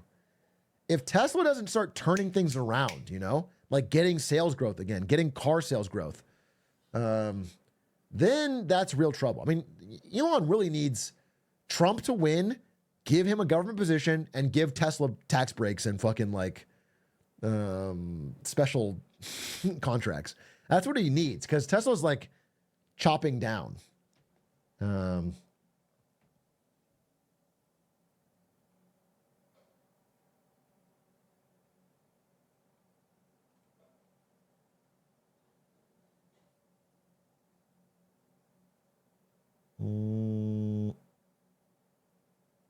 Car prices have been coming back down. Yeah, of course they have.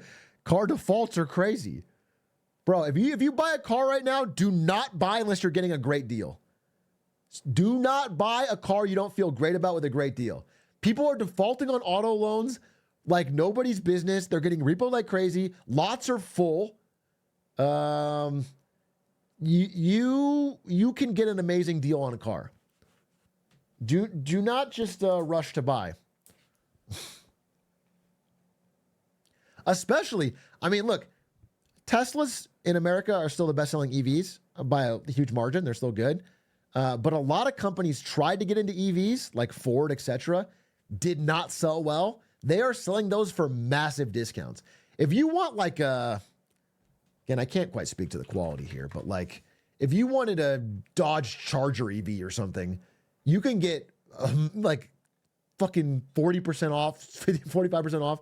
Because they didn't sell enough. A Mustang Mach-E, you can get all that shit way, way cheaper. A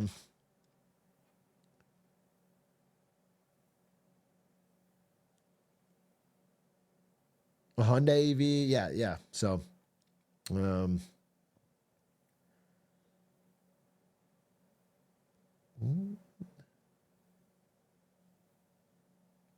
have you heard about how Alibaba is selling reproduction shells of a really iconic car? No, I don't know this, but I do know I was talking with Stefik, our China researcher, and she was telling me, she was talking to her mom, I think back in China, and her mom was telling her, yeah, you know what the hot new car is? The Huawei car. Apparently, outside of like BYD, which is number one, Huawei, which is normally a phone and tech company, it's like the Apple car. It's like the Huawei car is like rising up the charts. It's like a fucking super popular car. And I looked into it, and the sales numbers are great for the Huawei car. Huawei EV car. Yeah, it looks like this.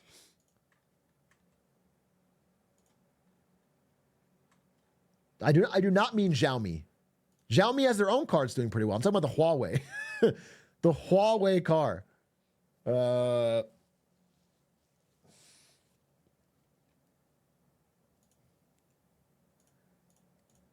looks pretty good. Yeah, we'll see. I mean, I don't know anything about it.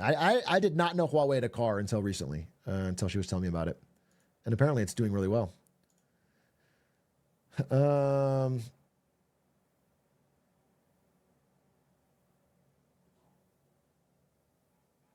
For Americans, like Tesla car was made for Apple devices. Yeah, it's like that. NVIDIA car with Jensen Huang's signature. Well, that's kind of funny. It's like if you're one of the car companies that's not like Tesla or what's another like Western tech focused car company? We don't even have any. If you're not Tesla, if you're like a Rivian, I'm sorry, or Lucid, yeah, okay, like those cars. If you're like one of the old school car companies like Ford or Mercedes or whatever, these companies are working with NVIDIA to do all of their tech. NVIDIA's Drive AI thing, I saw a lot of it when I was working there. They're like partnering with everybody. Like Mercedes, their future of self-driving and everything all comes from NVIDIA's just doing it all for them. So NVIDIA's trying to be like the tech behind every non-Tesla car.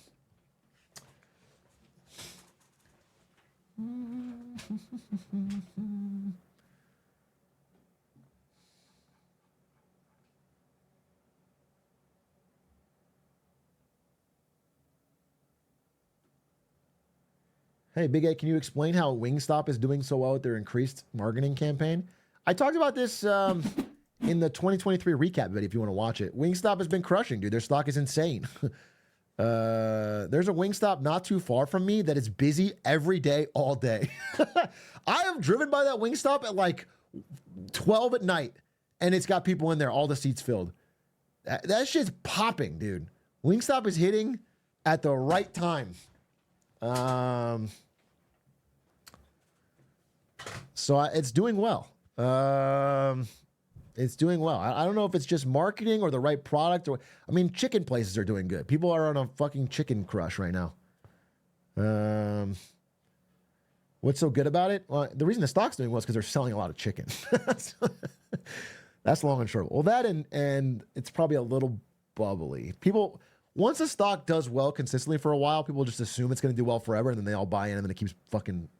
It's a hype train. Like, for example, Costco. I was looking at Costco stats today. Costco is an amazing company, a truly phenomenal company. But right now it's valued like, 53 price to equity ratio.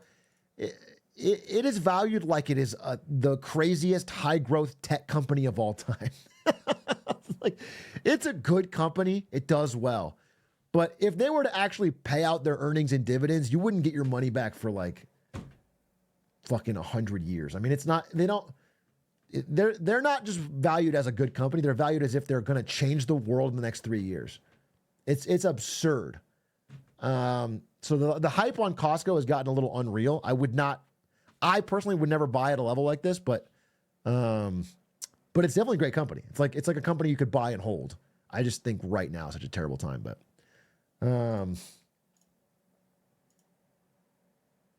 PE 50 isn't that absurd. I think you are younger than me and have a different, more current opinion. You're not alone in your opinion. I think 50 PE is absurd. I think 50 PE is for anything other than like a early stage high growth tech company, it's absurd. For an established, long running, basically grocery store, it's fucking, that doesn't make any sense to me. But listen, you could be right. I'm not gonna. I don't predict up and down of individual stocks. Never have, never will, bro.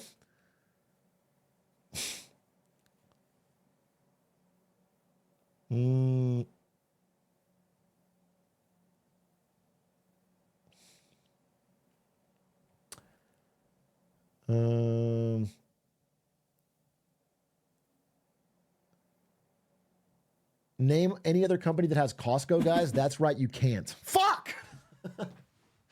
Oh, I forgot about Costco, guys. Wait, does it line up? Is it like right here, no Costco, guys? Right, and then they launch and then fucking to the moon? Was Costco, guys, like February? Holy shit. It actually makes so much fucking sense.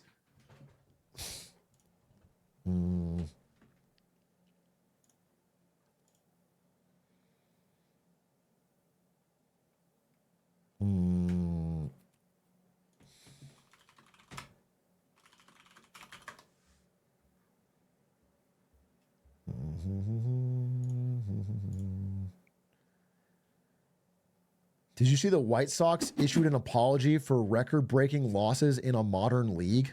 No, I don't watch baseball, but that White Sox apology. Okay, apparently the Chicago White Sox had the worst season in MLB history. The worst season of any professional sports team since the 1800s? Since the 1800s. The 1899 Cleveland Spiders.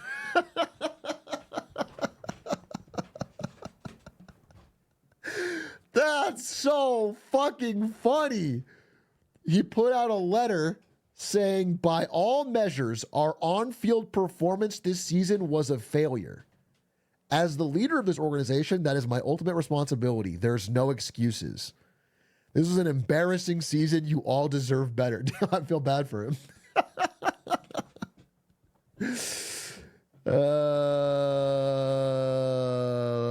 That's a lot.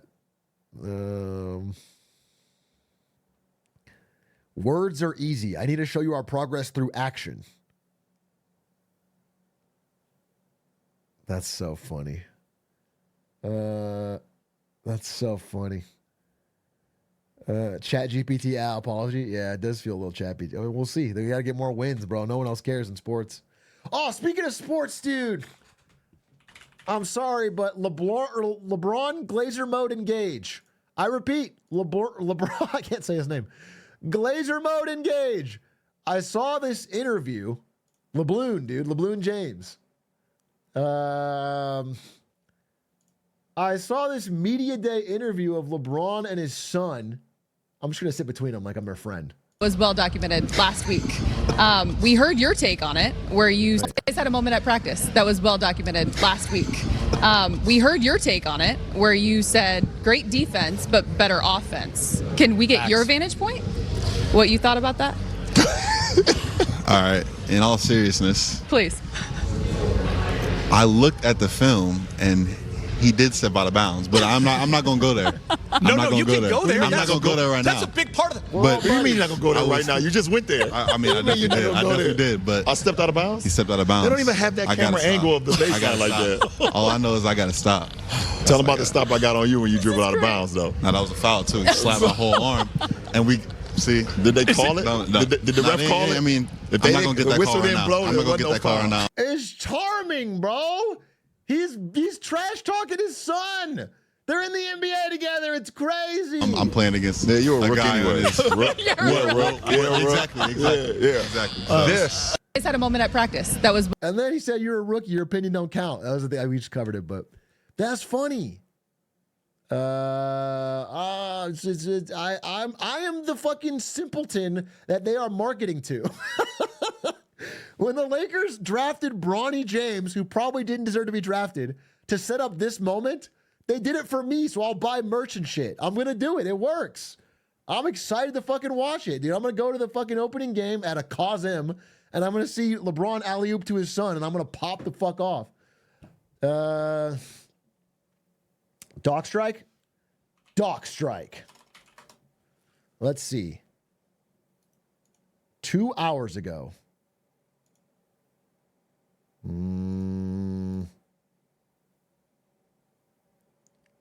Doc Tua, as chat is saying. Thank you very much. You guys are truly the most clever comedians the world's ever seen.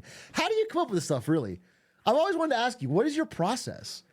Like, how do you, like, what are you like spitballing different ideas, or it's just, it's so brilliant. It's so, how did you think to mix Hawk Tua, that meme, with the Doc? It's just, oh my God, dude.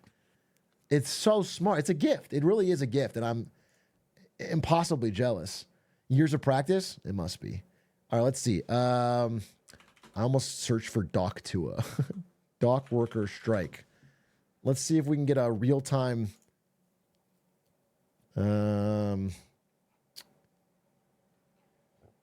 tough to say. It might not come till like 8 a.m. tomorrow, dude. Are they going to announce it like actually at midnight?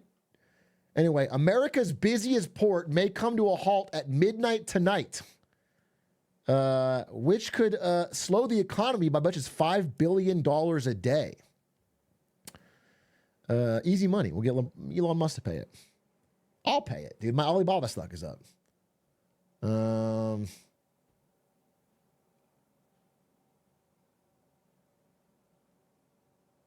I'm a longshoreman. I can talk about why the strike is happening unofficially, of course. I mean, yeah, post in chat what you think. I'll happy to pop it up on screen. But my understanding is it's just for, let's see. It's for hours, wages, and automation. They're worried about rising automation, putting them out of work.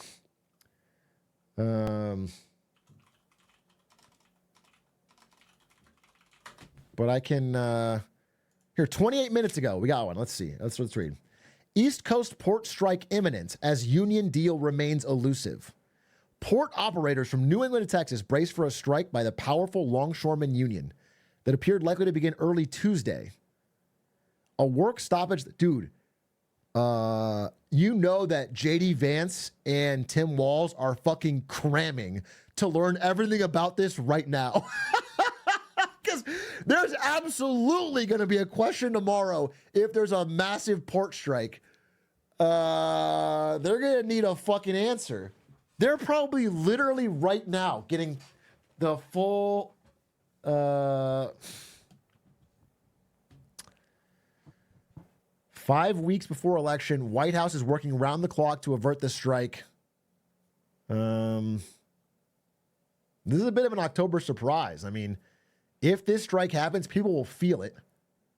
And they're going to get mad. I don't know who it... I guess it probably hurts Kamala because it hurts Biden and by her by extension.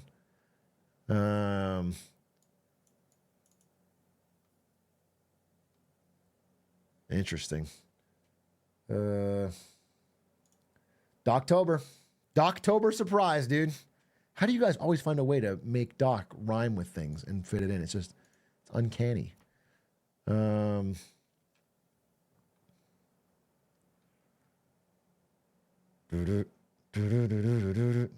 startup I work for just got purchased and laid off my entire department. Wish me luck on the job hunt. I wish you great luck. Good morning, 5. Tell them you're an Atrioc chatter and the doors will open. Okay? Tell them you're an Atrioc chatter at the door and it's a secret society. Okay? They'll let you in. Many corporate Fortune 500 executives are in this chat right now, spamming Glizzy and Doctober and Doctua. And once you, it's like Hydra, dude. You just say Doctua, or you say Glizzy, or you say You fuck with the coffee cow? and then all of a sudden you're fucking hired and you're promoted, dude. It's that's how it works.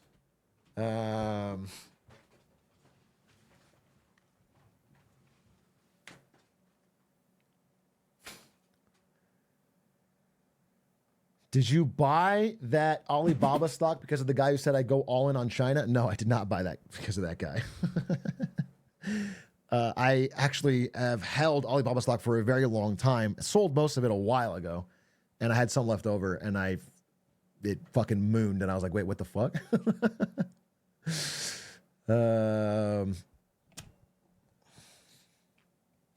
I have abandoned investing in China because even the Alibaba shares that I quote own, I don't really own. They're only shares in a Cayman's Island middle entity corporation called a VIE. You do not own the shares. No foreigner can own shares in a Chinese company. I own a VIE headquartered in the Caymans that claims to have a right to Alibaba's profits. It's a shell company. And it's listed on the New York Stock Exchange, which is fucking crazy. And at any moment that can be taken away from me. I have no legal right to actually like claim ownership of Alibaba.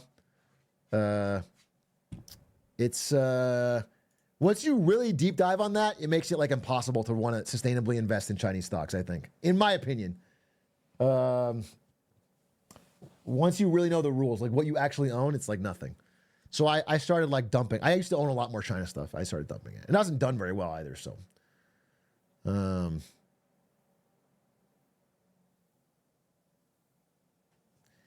your Red Rising recommendation was a banger. 100,000% reading. I'm glad you liked it. If you liked Red Rising, I recommend the rest of the Red Rising books, of course. But then The Will of the Many has been a fun Red Rising type book that I just read. I have been kind of out of the fiction game, so I don't have a ton more fiction to recommend. But I'm part of a book club now, so I'm getting more things. Anyway, I hope you enjoy Will of the Many. I think a lot of people liked it in chat.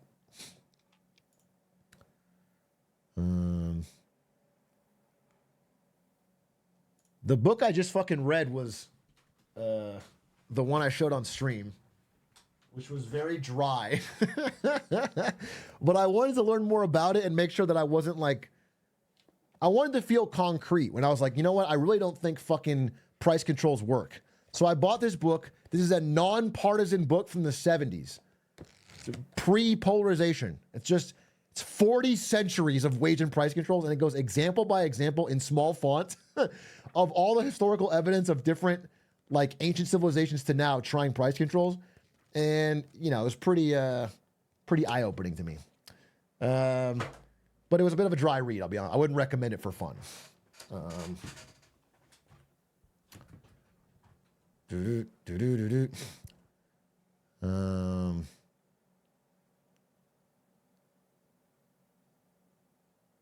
what's your takeaway? The price controls don't work, bro. They never have and never will.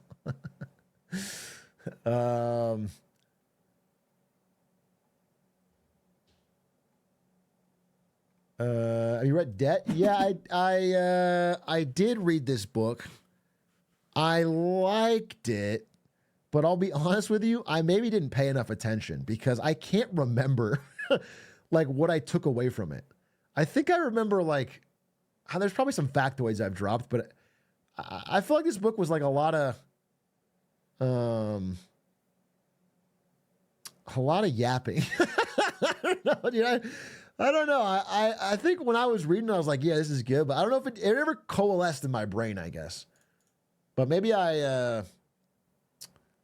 maybe it's because I experienced, maybe it was all because I was already there. I've been around for 5,000 years, so I was like, oh, I've already seen all this. I don't need to fucking pay too much attention. But I should probably reread it. The book that I did like that was like Debt is called The Price of Time. The Price of Time is a fucking good book. And I feel like that was what Debt kind of wanted to be. The Price of Time is about debt and interest rates throughout all human history. That book was sharp. I feel like I really learned something from that book. So I don't know. If you want more in-depth thoughts, I would check that one. They're going for it? Wait, strike approved? Strike. No confirmation yet that I can see.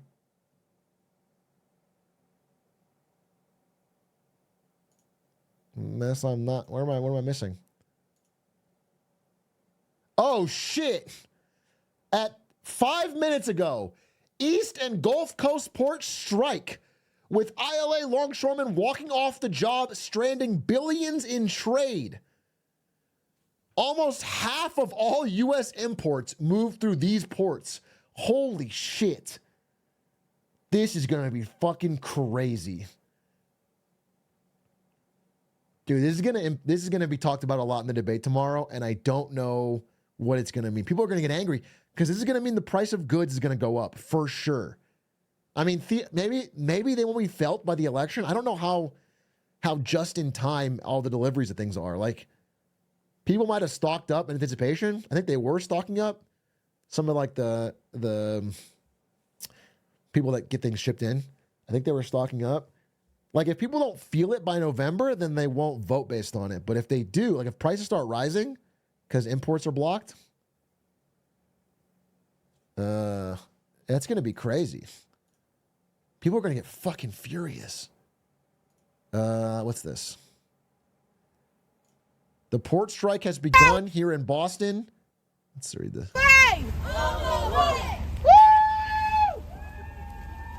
No work without a fair contract. Profit over people is unacceptable. Support ILA workers. Corporate greed versus workers' rights. ILA demands fairness. Bro, you know they care about this strike because they're walking in a cold Boston night at midnight. I would rather die. Dude, Boston is so fucking miserable. They're Giga Chads. Anyway, huge respect for any organization that chooses to take the risk of going on strike. It's fucking scary and difficult and good for workers in the long run. However, this is going to have a big. I can't help but wonder what this means for the election. This is going to be a huge talking point, especially if it leads to shortages and price rising. People aren't going to. I don't know. We'll see. That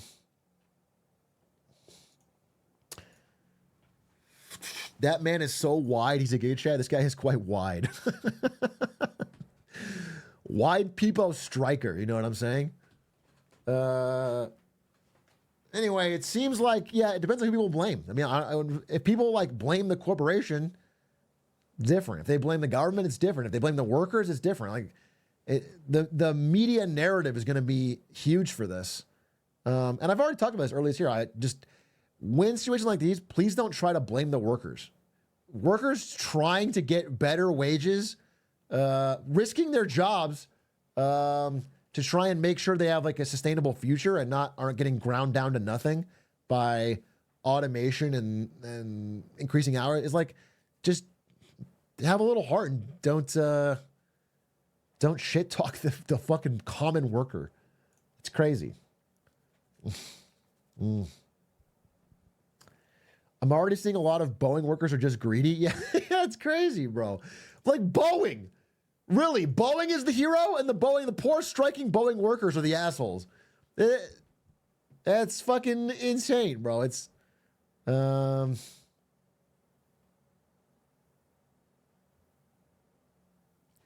pharma imports are all just in time. See, that's the problem. Because we might be slow on medicine. Why was this not in Marketing Monday? People deserve to hear it. It just happened. It just happened. It happened 5 minutes ago, Sandwich Bird, you son of a bitch. It happened 5 minutes ago. And you're already mad at me? You're not blaming the workers, not blaming the corporation, not blaming the government. You're blaming me? It's my fault for not covering it as I cover it live as it happens? You son of a bitch!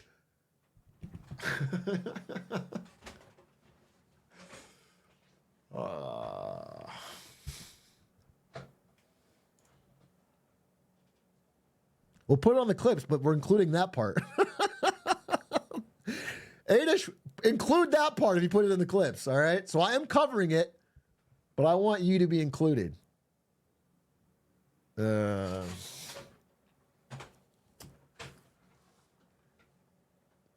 I have to stop you. I'm sorry. Fat Nick, you have posted this 100 times. I will read it, but I want you to know I'm reading it with disappointment. Actually, I'm going to read it in your voice. Don't worry. I'm going to read it in your voice. Hi, Big Liz. This is Calvin Klein's head of marketing. We want you to display your massive hot dog-like fingers for this year's runway in Paris. We have a new line that includes pants for your fingers, nicknamed Fingers. We'd like you to promote body positivity for those with a glancer. Thanks. We'd like to hear from you soon. Hello, Big Gliz. This is Calvin Klein's head of marketing. Fuck you. Fuck you, dude. Stop posting it.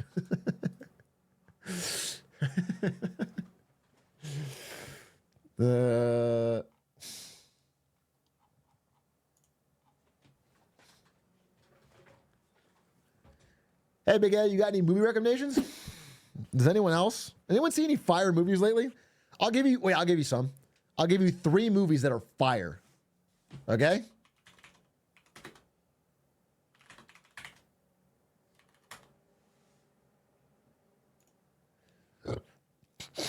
Three movies that are fire. Hell or High Water, Sicario, Wind River. They are a trilogy that are not connected in any way. If you watch those 3 movies, they are all fucking fire. I think Hell or High Water is the best of the 3. And they are incredible. Wind River is a fucking great movie. I just rewatched it with Ari. It's super underrated, super under the radar. It's probably Jeremy Renner's best performance. You might only know him as Hawkeye, but the dude can actually act every now and then and does a fucking great job at Wind River. It's a fucking interesting, good movie. And the part in Wind River, I'm not going to spoil it, but there's a part like 2/3 of the way through where they have like a standoff. It's one of the most intense, best fucking, I don't know, like gunfight type scenes ever. It's like the most realistic fucking, holy shit, the tension ratchets up. It's good. So I recommend that movie very highly. I think you'll like it. Why are you flanking me? Yeah, it's so good, dude. I'm glad you've seen it. That's great. It's a fucking fantastic movie. What do you think Xavier's leading? Yeah. So I want to talk about this too, but we've already farmed enough clips today, and I want to make some slides. The OpenAI shit is fascinating. And I think I can make a whole extra video out of it or something. So just give me a day. Or 2 days. Give me till like Thursday or Friday. OpenAI, we can cover it. It's not like a super rush. It's really interesting. What are your thoughts on Heat? Heat's a great movie, but the best part about Heat is the gun sounds.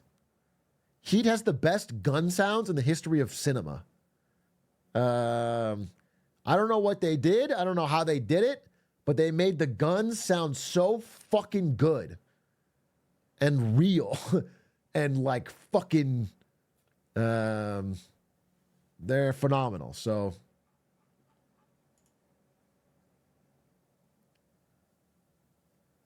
yeah, it's visceral. And Heat has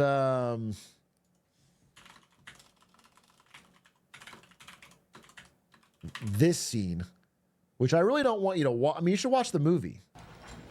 But like De Niro and Pacino are two of the greatest actors, you know, of their generation. They're just the greatest. And this is them at their prime.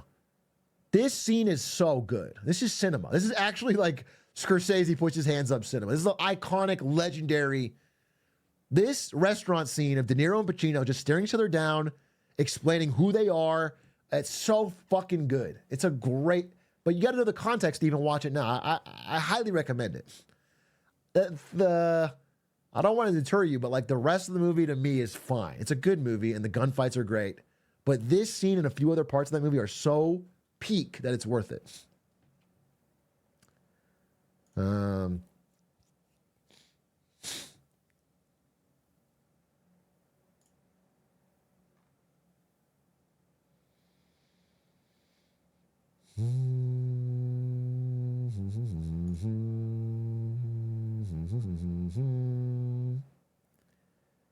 It's funny that you have good movie takes and Stans has the worst takes. Stans?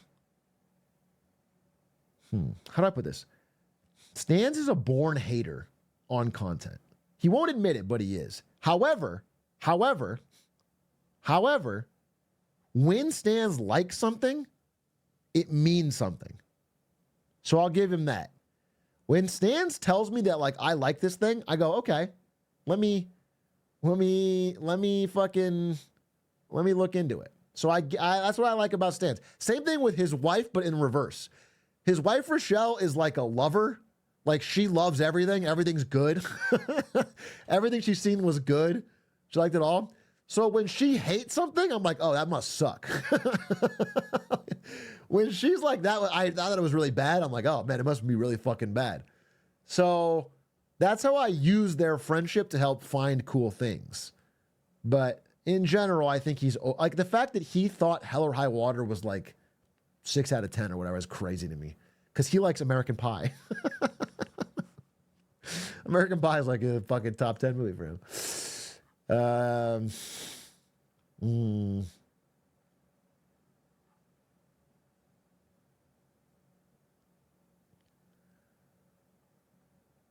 Do you still enjoy SC and watching the SSL? Yes, I have. And I'm going to do a StarCraft video in the next 2 weeks. And you, if you're not a StarCraft fan, are going to like it. You're going to enjoy it. That's how fucking locked in I am. I have decided that I made this video. Wait. I made this video. What was it called? The Gamer Legend You've Never Heard of Atrioc. What was that called? This one. I made this video called The Insane Esports Legend You've Never Heard of. Well, that's a terrible screenshot. Where I like explained 3 years ago, this did 637K. And it was just me like talking about a famous match in StarCraft. Get in. And so I have a follow-up video that I think is a very interesting, specific, cool moment in modern StarCraft. And I'm going to tell a story and we're going to make a video and see how it does. We're doing this again. I've been wanting to do it for a while and now I geared up. I found the right thing to talk about. We're doing it. So that's happening within the next 2 weeks. And it'll be interesting even to non-StarCraft players. Did you watch World's Play-Ins? I heard NA has a great showing. Pepe laugh. Dude, NA sucks. They need to get me and a future up-and-coming GOAT Ludwig up there. Okay, we're two North American players who have a lot of potential.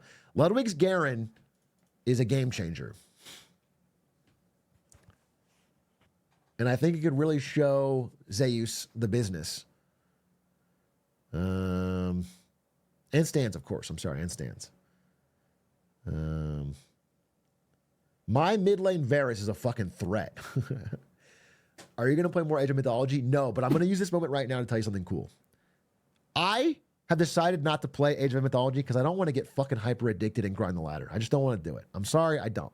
However, that doesn't mean I haven't been watching. I've been watching Age of Mythology and keeping up with the pro scene, and it's fucking interesting. And I want to tell you about it right now. So listen,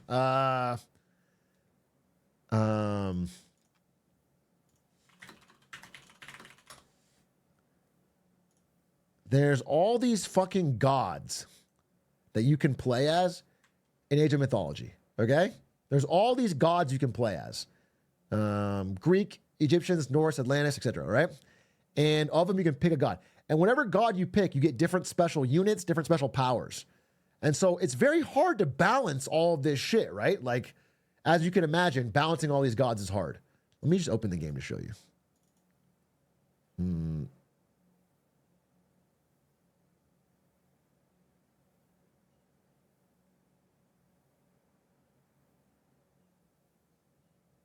I'm not playing the game, I'm just opening the game.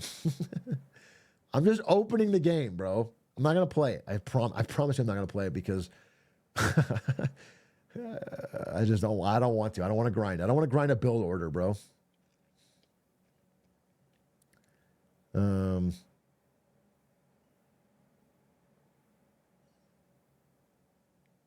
It's loading. 1 second.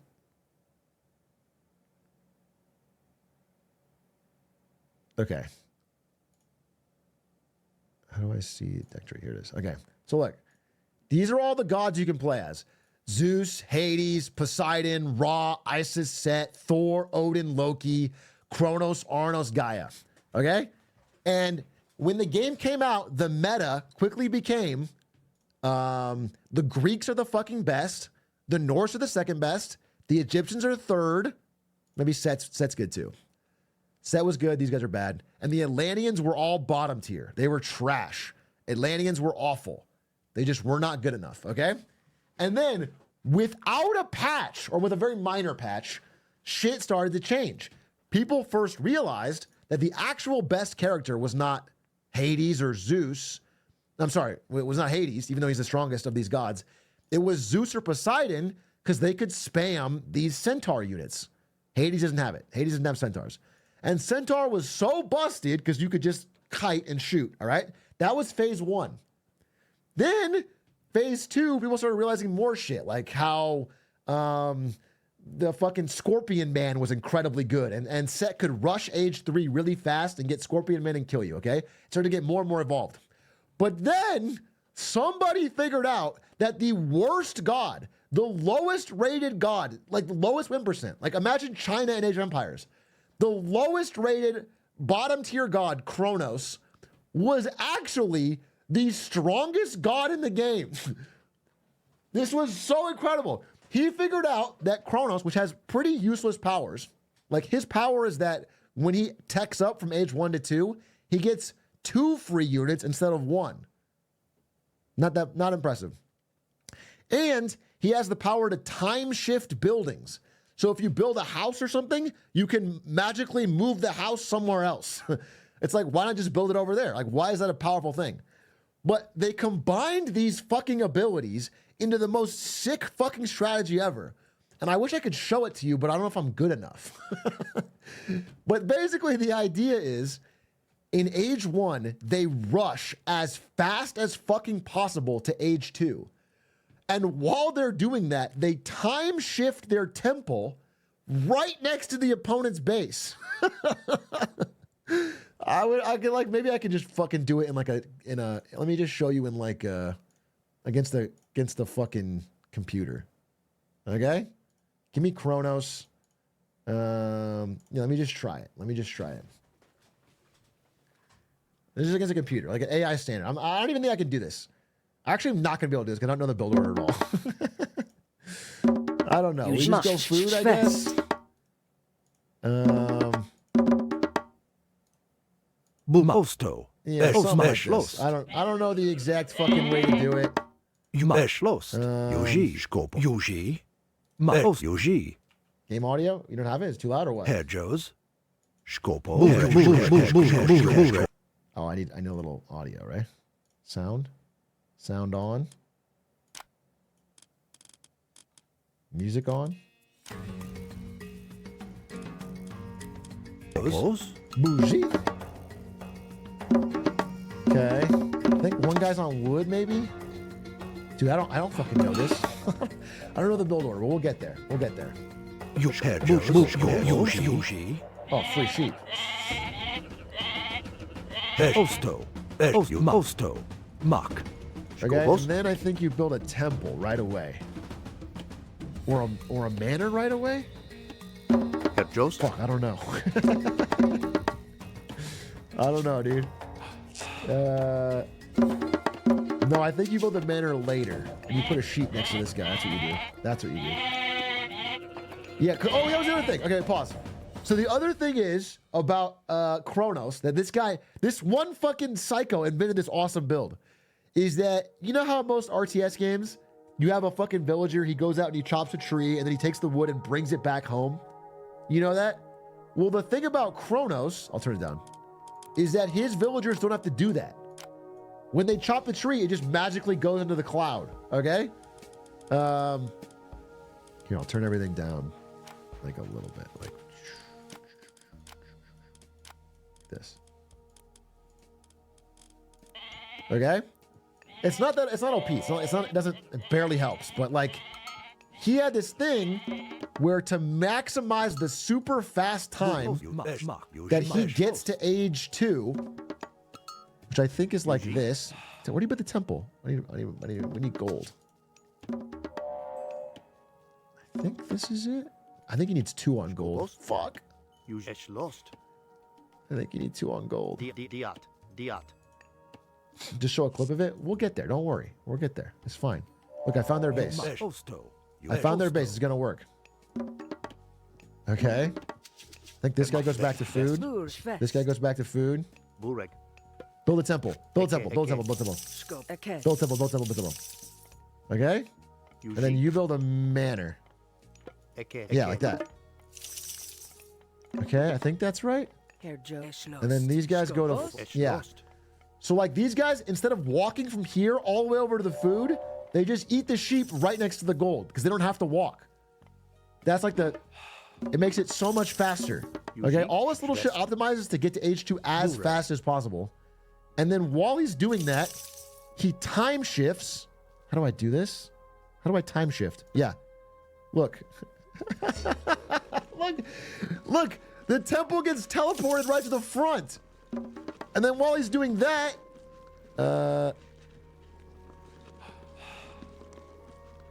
we just need like, I think I did one thing a little wrong, but I'm almost there. I basically need a little bit more food right here. 400, this guy. So look, we're going to age 2 in under 3 minutes. And that's with me not doing it optimal. You can get it like 255 or 250. So now I'm going to get age 2 faster than anyone else. And my 2 free units are going to pop out right here. And then I have this special god power. Again, this is a shitty god power that Kronos has. This is called deconstruction. If I click on any of their buildings, it destroys it, but gives them the money back. That seems really stupid, right? Because it's like, okay, you get rid of their building, but they get all the money back and they just rebuild it. But it's time-based. So my shit pops out, and while they're building their first barracks or whatever, I get rid of it. It's tempo. So now I'm like, I'm faster than them to age 2. I have free units. I'm spawning right in front of their base, and I've gotten rid of your first building. And people are getting fucking top players are getting destroyed by this. Kronos went from the bottom tier of like literally the worst race to the number 1. It was a huge skyrocket. It's like such a genius idea. It's the Kronos rush. You guys go back on gold. You go back on that.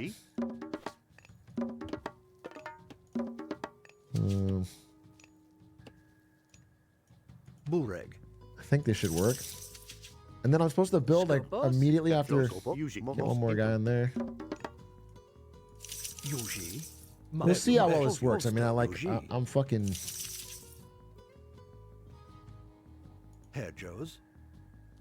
Figuring it out as I go. I need to find his gold mine is what I'm supposed to do. Okay, so look, I got my free units. And I'm there. And he's not age 2 yet, and I'm already killing his workers. And now he can't mine. He's already not getting food.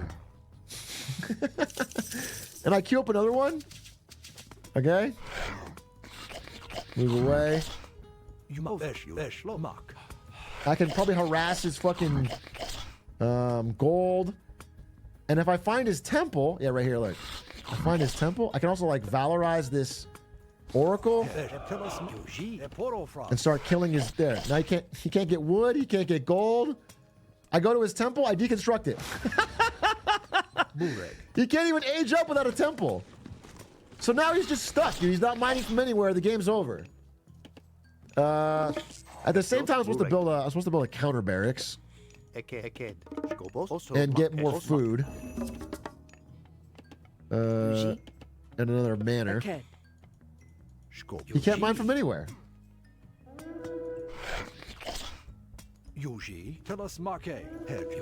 Okay. Oh, this guy. Get over there. At the same time, I can also valorize. Oh, wrong guy. Well, he gets. Oh yeah, when these, dude, and when your free unit dies, it splits into 2 full health units. So, I mean, it's really weak, but it's so annoying to deal with. So like he's already dead. Yeah, you should have held it until eternity, absolutely. And then this, nobody's fucking mining. Go find some food. Go find some food.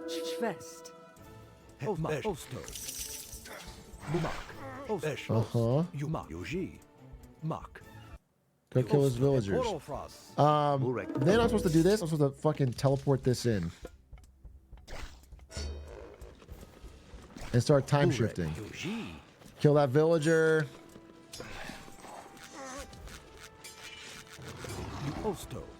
Kill that villager. And then start making horses. I'm probably still gonna fucking lose because I wasn't doing anything behind it, okay? But I start making horses. Is time shifting like reality shifting? I guess so. Oh, there's berries. Just go to berries. Yeah, get berries.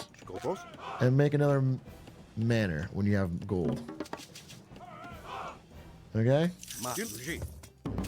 Wait, this is the fucking wrong.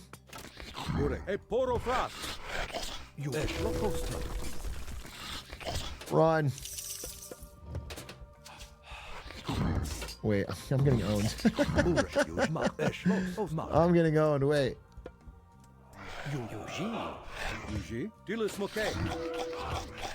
Try it in a real match? Well, the problem also is with AI in this game is they get free resources.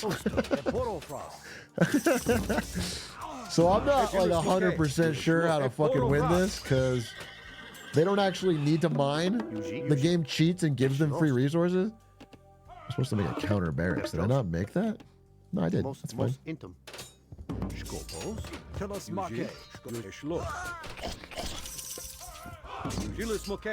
Uh-huh.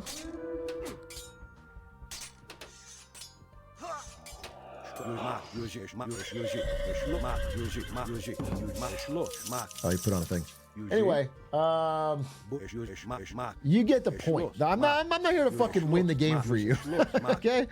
I'm here to show you how it could be done. Theoretically. I could probably win this though. I could probably win this. Just need to keep making stuff. I also have a massive economy now, so I can just make this and make this.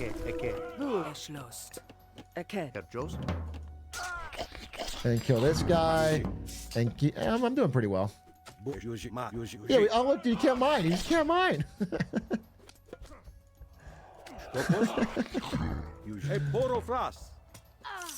And we just keep making.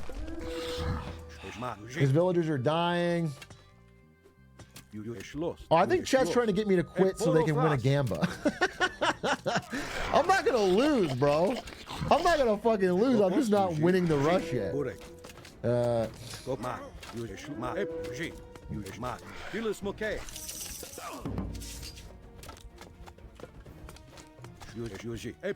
Kill that.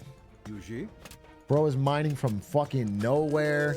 Get rid of his barracks. Oh, I can't afford it. Keep making this. We need a fucking manor. No, we need a manor. Manor. Then you mark. Then you make a farm. Then you make a farm. Then you guys get on that. Get some guys on gold. Get some freebies coming. Oh, we're cooking!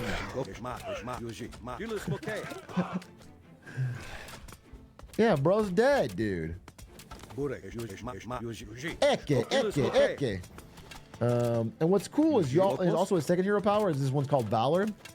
So when a unit's about to die, this fully heals them and turns it into a hero unit. So it's so good for rushing. And no one had like put it all together in the same package, and now this guy's just fucking tearing up the ladder. Anyway, you guys I'm gonna finish the game just so I can win the Gamba. I'll finish the game so I can win the Gamba. Let me get a siege weapon and I'll fucking win right now.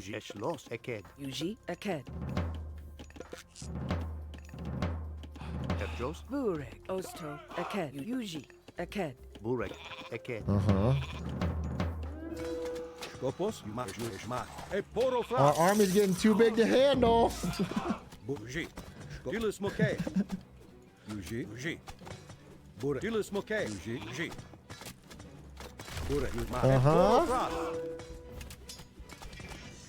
Bro is mining from fucking nowhere. I'm not getting addicted. I'm not getting addicted. You can't fucking deconstruct the TC, unfortunately.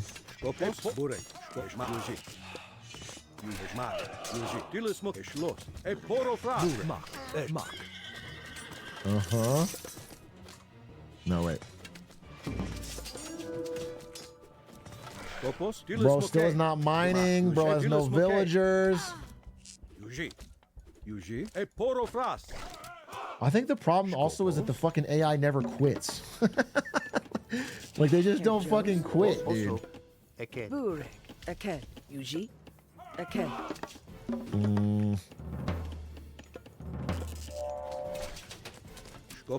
Yeah, kill all his villagers. Kill all of his villagers.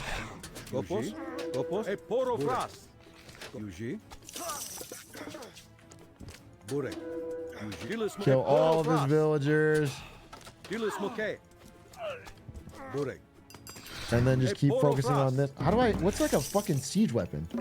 Oh, I can just go H3. I'll win it. Oh, wait. I got a plan. I got a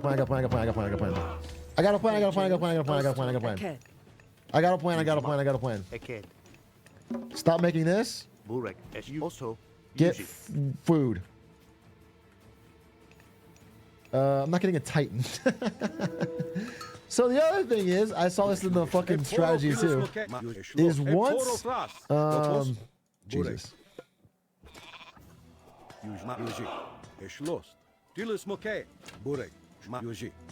Get out of here. Just hold a second. Once you've harassed them enough in age 2, you don't actually win in age 2 because age 2 units can't kill buildings. It's too much of a pain in the ass. So then you fucking hit age 3 faster than them. I need to build an armory. Okay, just fucking build it. Build it and then back. And then you rush up to this fucking unit right here, the Behemoth. Looks like a fucking Triceratops. Just rush it up. Okay. And once this comes out, it shoots out of this temple. These are the 2 best building destroyers. So all I have to do is sit around for 2 seconds while I get to age 3 because he can't afford it. And then 2 giant behemoths are going to pop out and they're going to rush down his fucking TC and it's over. It's such a sick strat. And it's so funny because I watched him just destroy the best players in the world like all day on ladder. Just dominate, like make them rage. They all were not ready for the fucking blinding speed. It's like almost mathematically impossible to beat.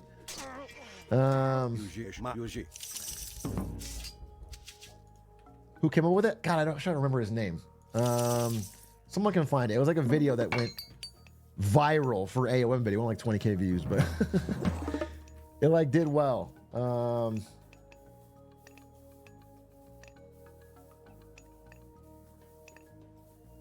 Husksuppy? That's probably it. That's probably it. Husksuppy.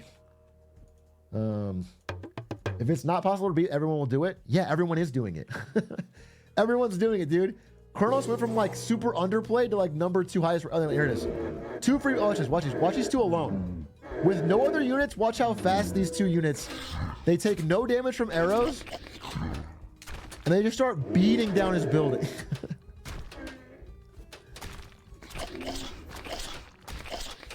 Nah, you can't build that. So it's fun. Look, it's over. His town center's down in like 8 seconds.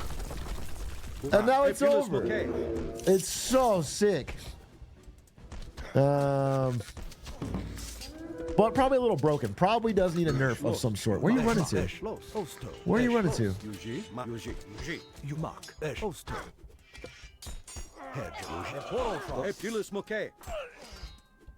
Can't you just rush defend against Kronos? You can't build military units until age 2.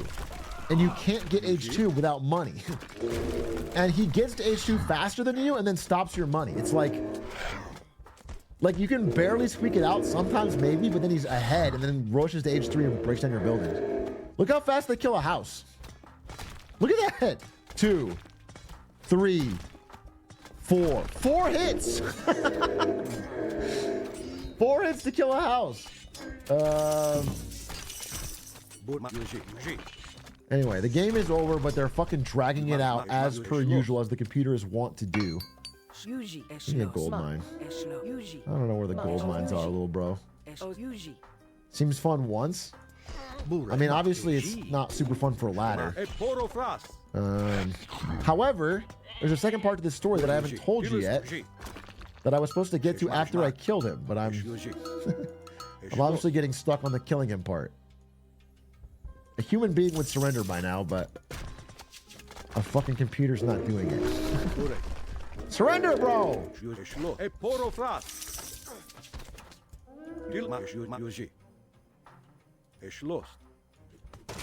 Surrender! I think you have to kill all his buildings. Can I steal his building, I think?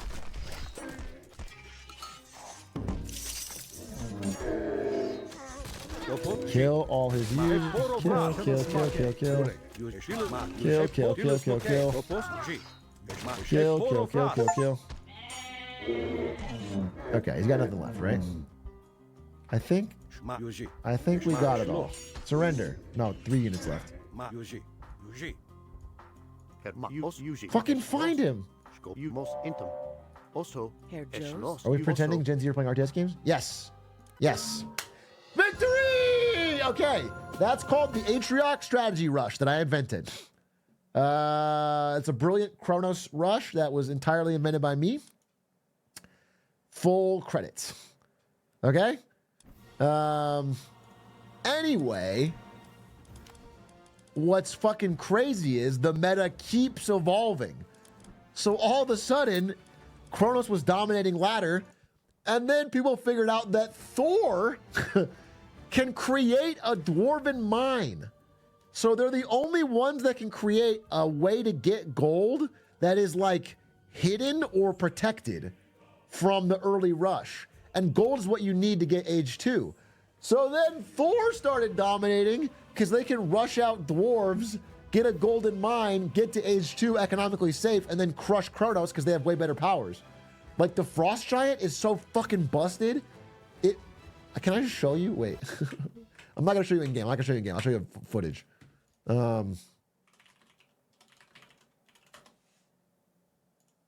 Look, here's like an old footage. Age of Mythology quick tips number 22. Frost Giants are just OP. Frost Giants are easily the best heroic age myth unit in the game. The best use is to counter any big unit. All right, let's say you have this giant Achilles looking motherfucker, right? The Frost Giant just sprays it with ice with 1 hit and it's frozen forever. It frozen on like a 30-second cooldown and then it can just beat it up. So it's like the Frost Giant, once it gets out, just freezes all their big units and then beats the shit out of them. And then the second they get unfrozen, it freezes them again. It's ridiculous. So,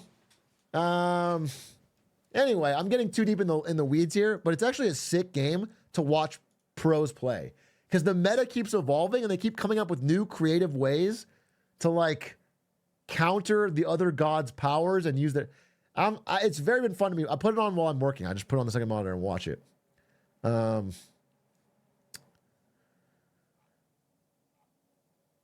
you comment in a game? I was thinking about doing this where I throw some money around and host like, you know, $300 or $500 like 1v1s that I commentate with an actual pro commentator.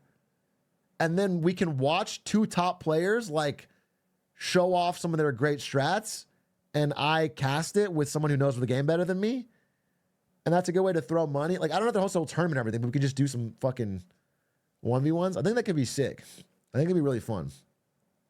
But I got to find the right partner. I need like Fitzbro or Aussie Drongo or somebody who fucking knows their shit. Because I can't commentate a whole match myself. I'm not. I don't know enough about the game, to be honest.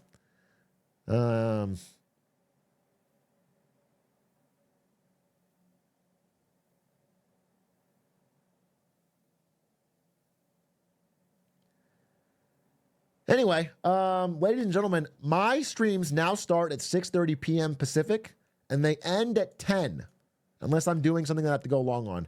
That is a time to give me more time with my wife before I go to bed. I'm a wife guy. And I'm going to sleep better. My sleep has been bad. And, well, actually, it's been better, but I want to keep it that way. So I have 9 minutes left. Maybe I'll go a little bit late. Let's watch one video. There was videos I wanted to watch. We'll watch one video to close out the stream. But I want to be sticking to this. 6:30 start, starting earlier, ending a little earlier. 6:30 to 10 instead of 7:30 to 11.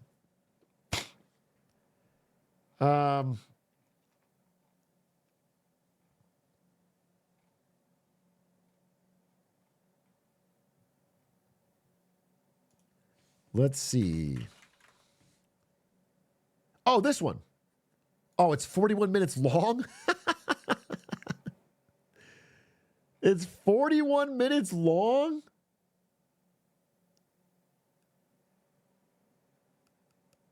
Nah, I can't do this one today. I want to watch this tomorrow. This is a fire video. It's called Where Are Laid Off Tech Employees Going? This got 880,000 views in a day. People are very interested in this topic. They're like, wait, what the fuck's going on? Why do you keep telling me the economy's good and all the tech employees are getting laid off? All the white-collar jobs are getting laid off. This is a good idea for a video. But I can't watch it tonight. I'm sticking to my schedule. Like, I make promises to you guys. I'm also making promises to my wife. I'm trying to stick to fucking... I end at 10. Or like literally after 10, maybe. Perfect length video? What is this? Next November, we will... Nope, too long. I need a 10-minute video. If you deal fentanyl and if you deal fentanyl, there are 8.2 million that's not a good fucking video. No. I'm trying all your clicks. Obi-Wan has PTSD. This video is 5:30. I can't. This is Minecraft Live 2024 memes. This is what you want to watch? Believe you done this. Me when I find out the leaks were all fake. And we call it Bundles of Bravery. The creaking, almost serene in the new Pale Garden. Oh, you mean these leaks? This one, this one, this one, this one? No fucking way. No fucking way.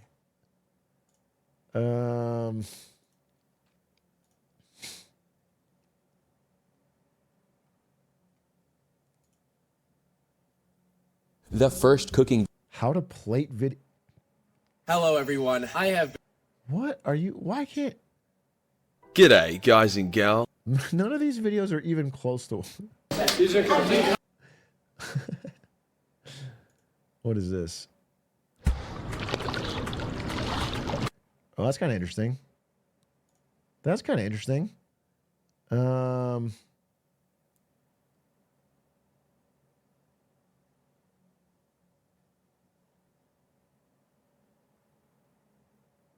Okay, this one's kind of fun.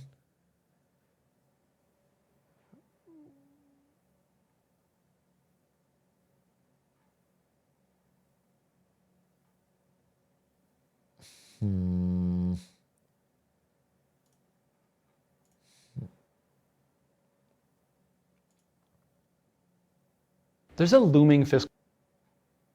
This is 12 minutes. What the maker of Ozempic doesn't want you to know, it's bankrupting America. Is this about how Ozempic costs like $600 a month in America and like $5 a month in Germany? Is that is that what it's about? Because I think I summarized it, but we can watch it.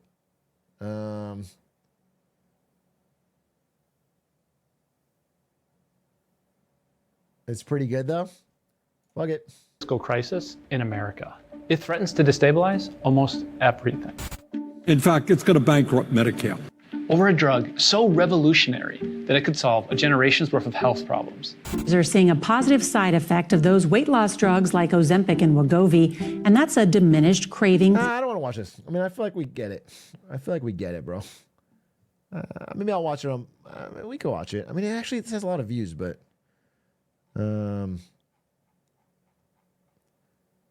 I'm trying to find something a little chiller or generational video.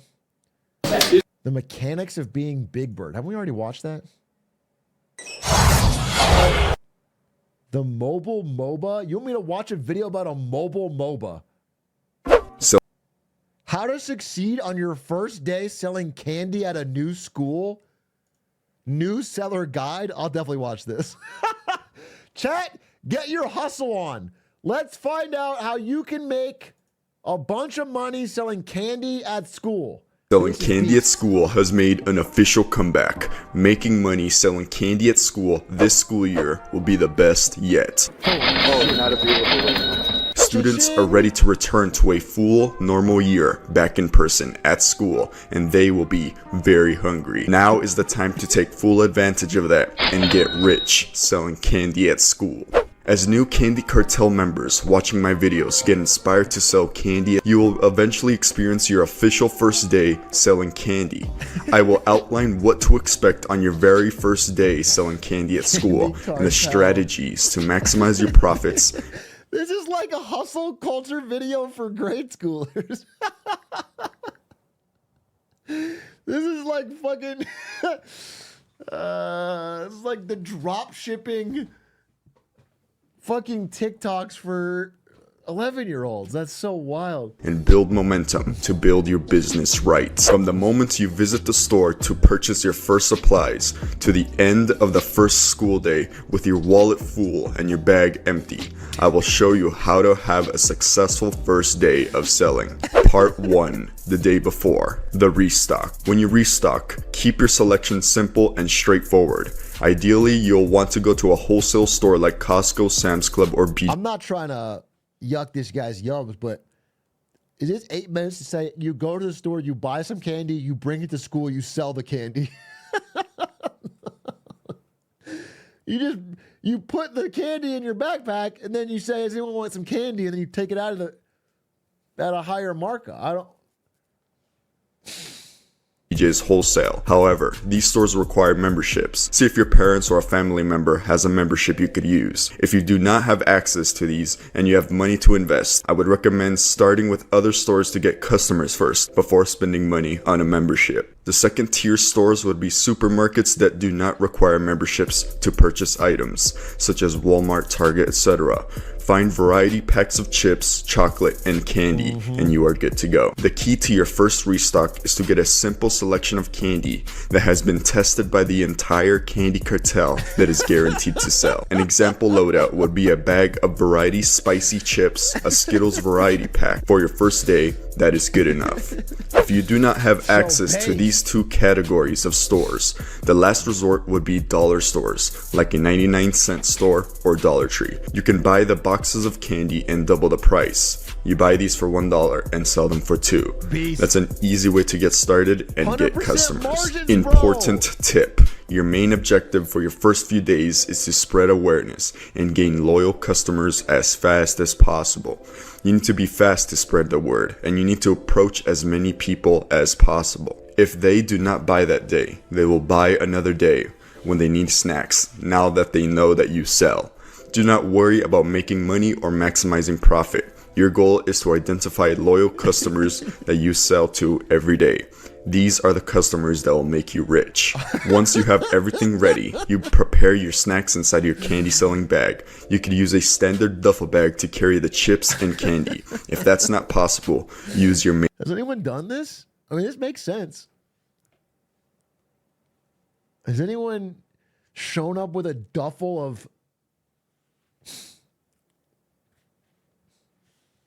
This one got suspended. Why is your mic so quiet now? I don't fucking know. Main Maybe it's a little backpack. loud. Find a way Probably to turn it pack up. your snacks. Oh, You yeah, could turn put this up. in clothes to hide it if you're an athlete or have a PE class, or cover it with notebooks and papers in your main backpack. To boost your There sales we on go. your first day, it Fixed is it. recommended you post a story that you will be selling with a menu and prices list.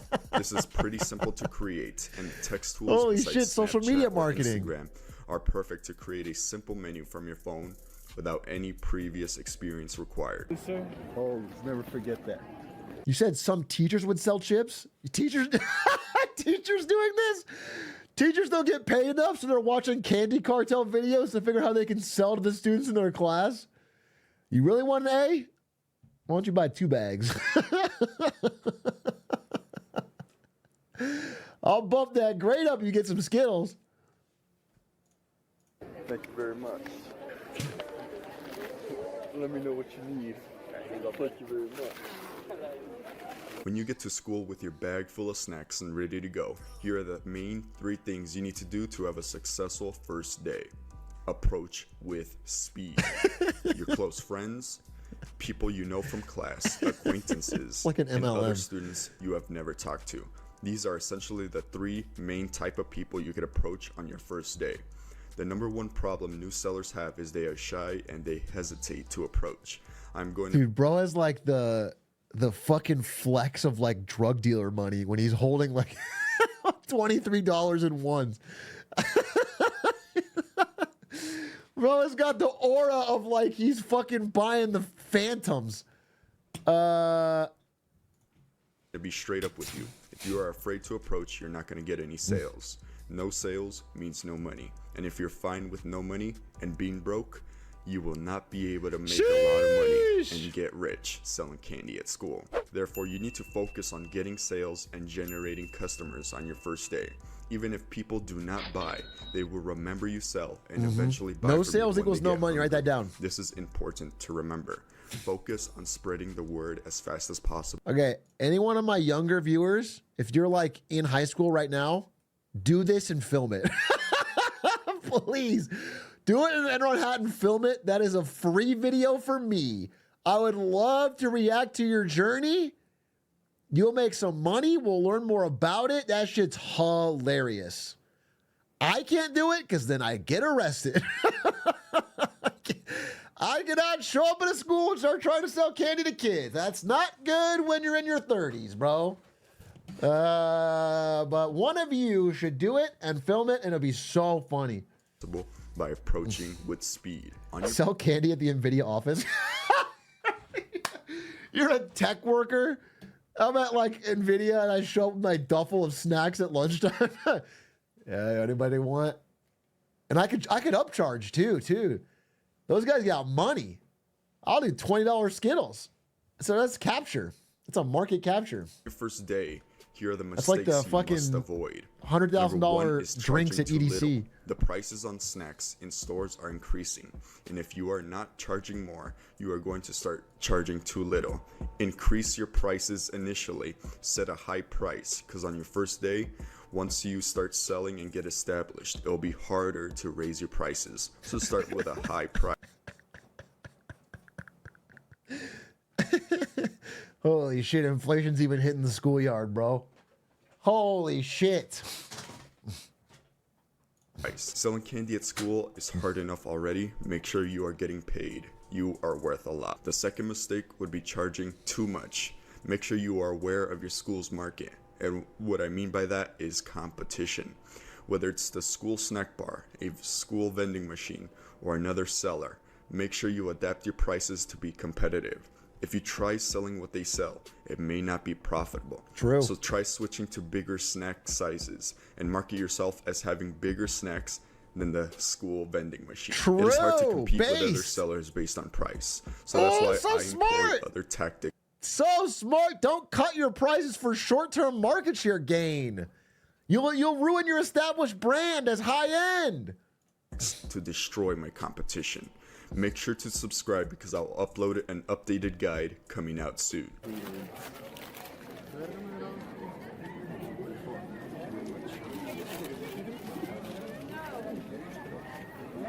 I'm sorry, there's an updated secret guide. What else is there? You've explained how to buy the candy and how to sell the candy. That's it. That's what you need. Damn. Once I combine all my tactics I used in this video for my first day, You need the part where you have turf wars. Yeah, you need the part where the other kid starts muscling on your turf with $2 Snickers and you have to fucking break his legs. That's when he has an accident in gym class and suddenly has a bloody nose, you know? That's what you have to figure out. I will build a stack of edge that goes against my competition. I offer bigger size snacks, I offer more variety, but most importantly, my new prices offer me space to run a match. Yeah, what you do is you piss in his duffel bag and then you say that guy sells piss candy and then get that rumor spreading. Hey, this guy sells piss candy. And then all of a sudden his fucking brand is ruined. It's fucking shot. No one wants to buy the piss candy guy's candy. And all of a sudden you're set, dude. Unreal. You've outmarketed him. His sales go up.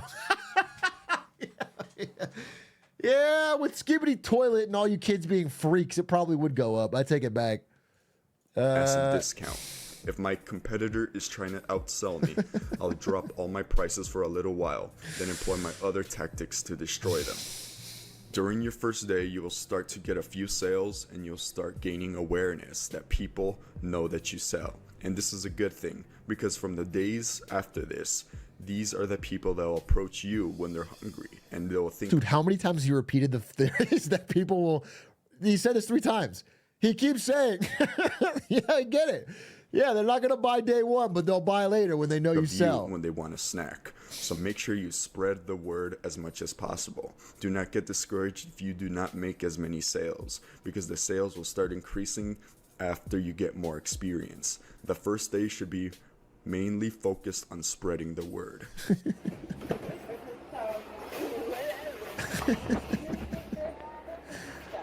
After school. After your first day, you'll see the truth about selling candy at school. Count how much money you made and see exactly what snacks sold out first. Keep track so when you restock again, you make sure to focus on the snacks that sold out the fastest. These are the top sellers at your school. These are the snacks that are going to make you the most money. Make sure you post on your... You know what? This is all pretty good business advice. This is all like solid. If you did this, you'd learn a thing or two about entrepreneurship. It's actually not that crazy. Social media that you are selling and people who you talk to that day. It's just funny to use all this like hustle talk and drug dealer language to be like, this is how you run a fucking low margin bodega. Yeah, keep track of the items that sell and then buy more of those items. It's like that is what. And new people will start asking if you're selling the next day. Make sure you keep track on where the teachers and security guards stand throughout the day. Whether that's during lunch or between the periods between classes. Make a note because soon you'll be looking for a spot to set up your pop-up shop. The main effective method to gain a lot of sales fast at your school. So make sure you keep track where... Dude, what if does he get confiscated? Like, can they confiscate a bag of your candy? If you're out there dealing candy and what if the teachers just take all your fucking Snickers? Then you're fucked. Then you're out big. Just pay off the teachers. Yes, dude. Once you're making racks. Where the teachers are and if they walk during the hallways during school. And that way you'll be avoiding them and getting caught. What you got? I got those on. Now my gloves, motherfucker. After your first day, you start selling candy. Days will pass by fast, and each day your wallet will continue expanding, and you are dollars closer to becoming rich selling candy at school. Watch this. This is how Jeff Bezos did it, by the way, if you guys don't know. That's how he got to be worth $100 billion. It was $1 at a time, candy bars, first in school, then at Yale, and then at Wall Street, where he started off. He sold there as well on the trading floor. So he sold 100 billion Snickers bars at a markup and scaled it up, made it big. All right, folks, thanks for watching my first day of Lock-In-Tober. Good fucking start. All right, the mic sounds good. We got audio. We got cool things. We did Marketing Monday early, 6:30 p.m. Launched on time. Tomorrow we're starting even earlier to do the debate. Like tomorrow I'll be live at like 4 p.m. probably. Whatever the debate is, I don't know. At least an hour before. So fucking lock in yourself. Lock-In-Tober, baby. All right, thanks for watching. Ending at 10. See you when I see you. See you tomorrow. And appreciate it. Good night.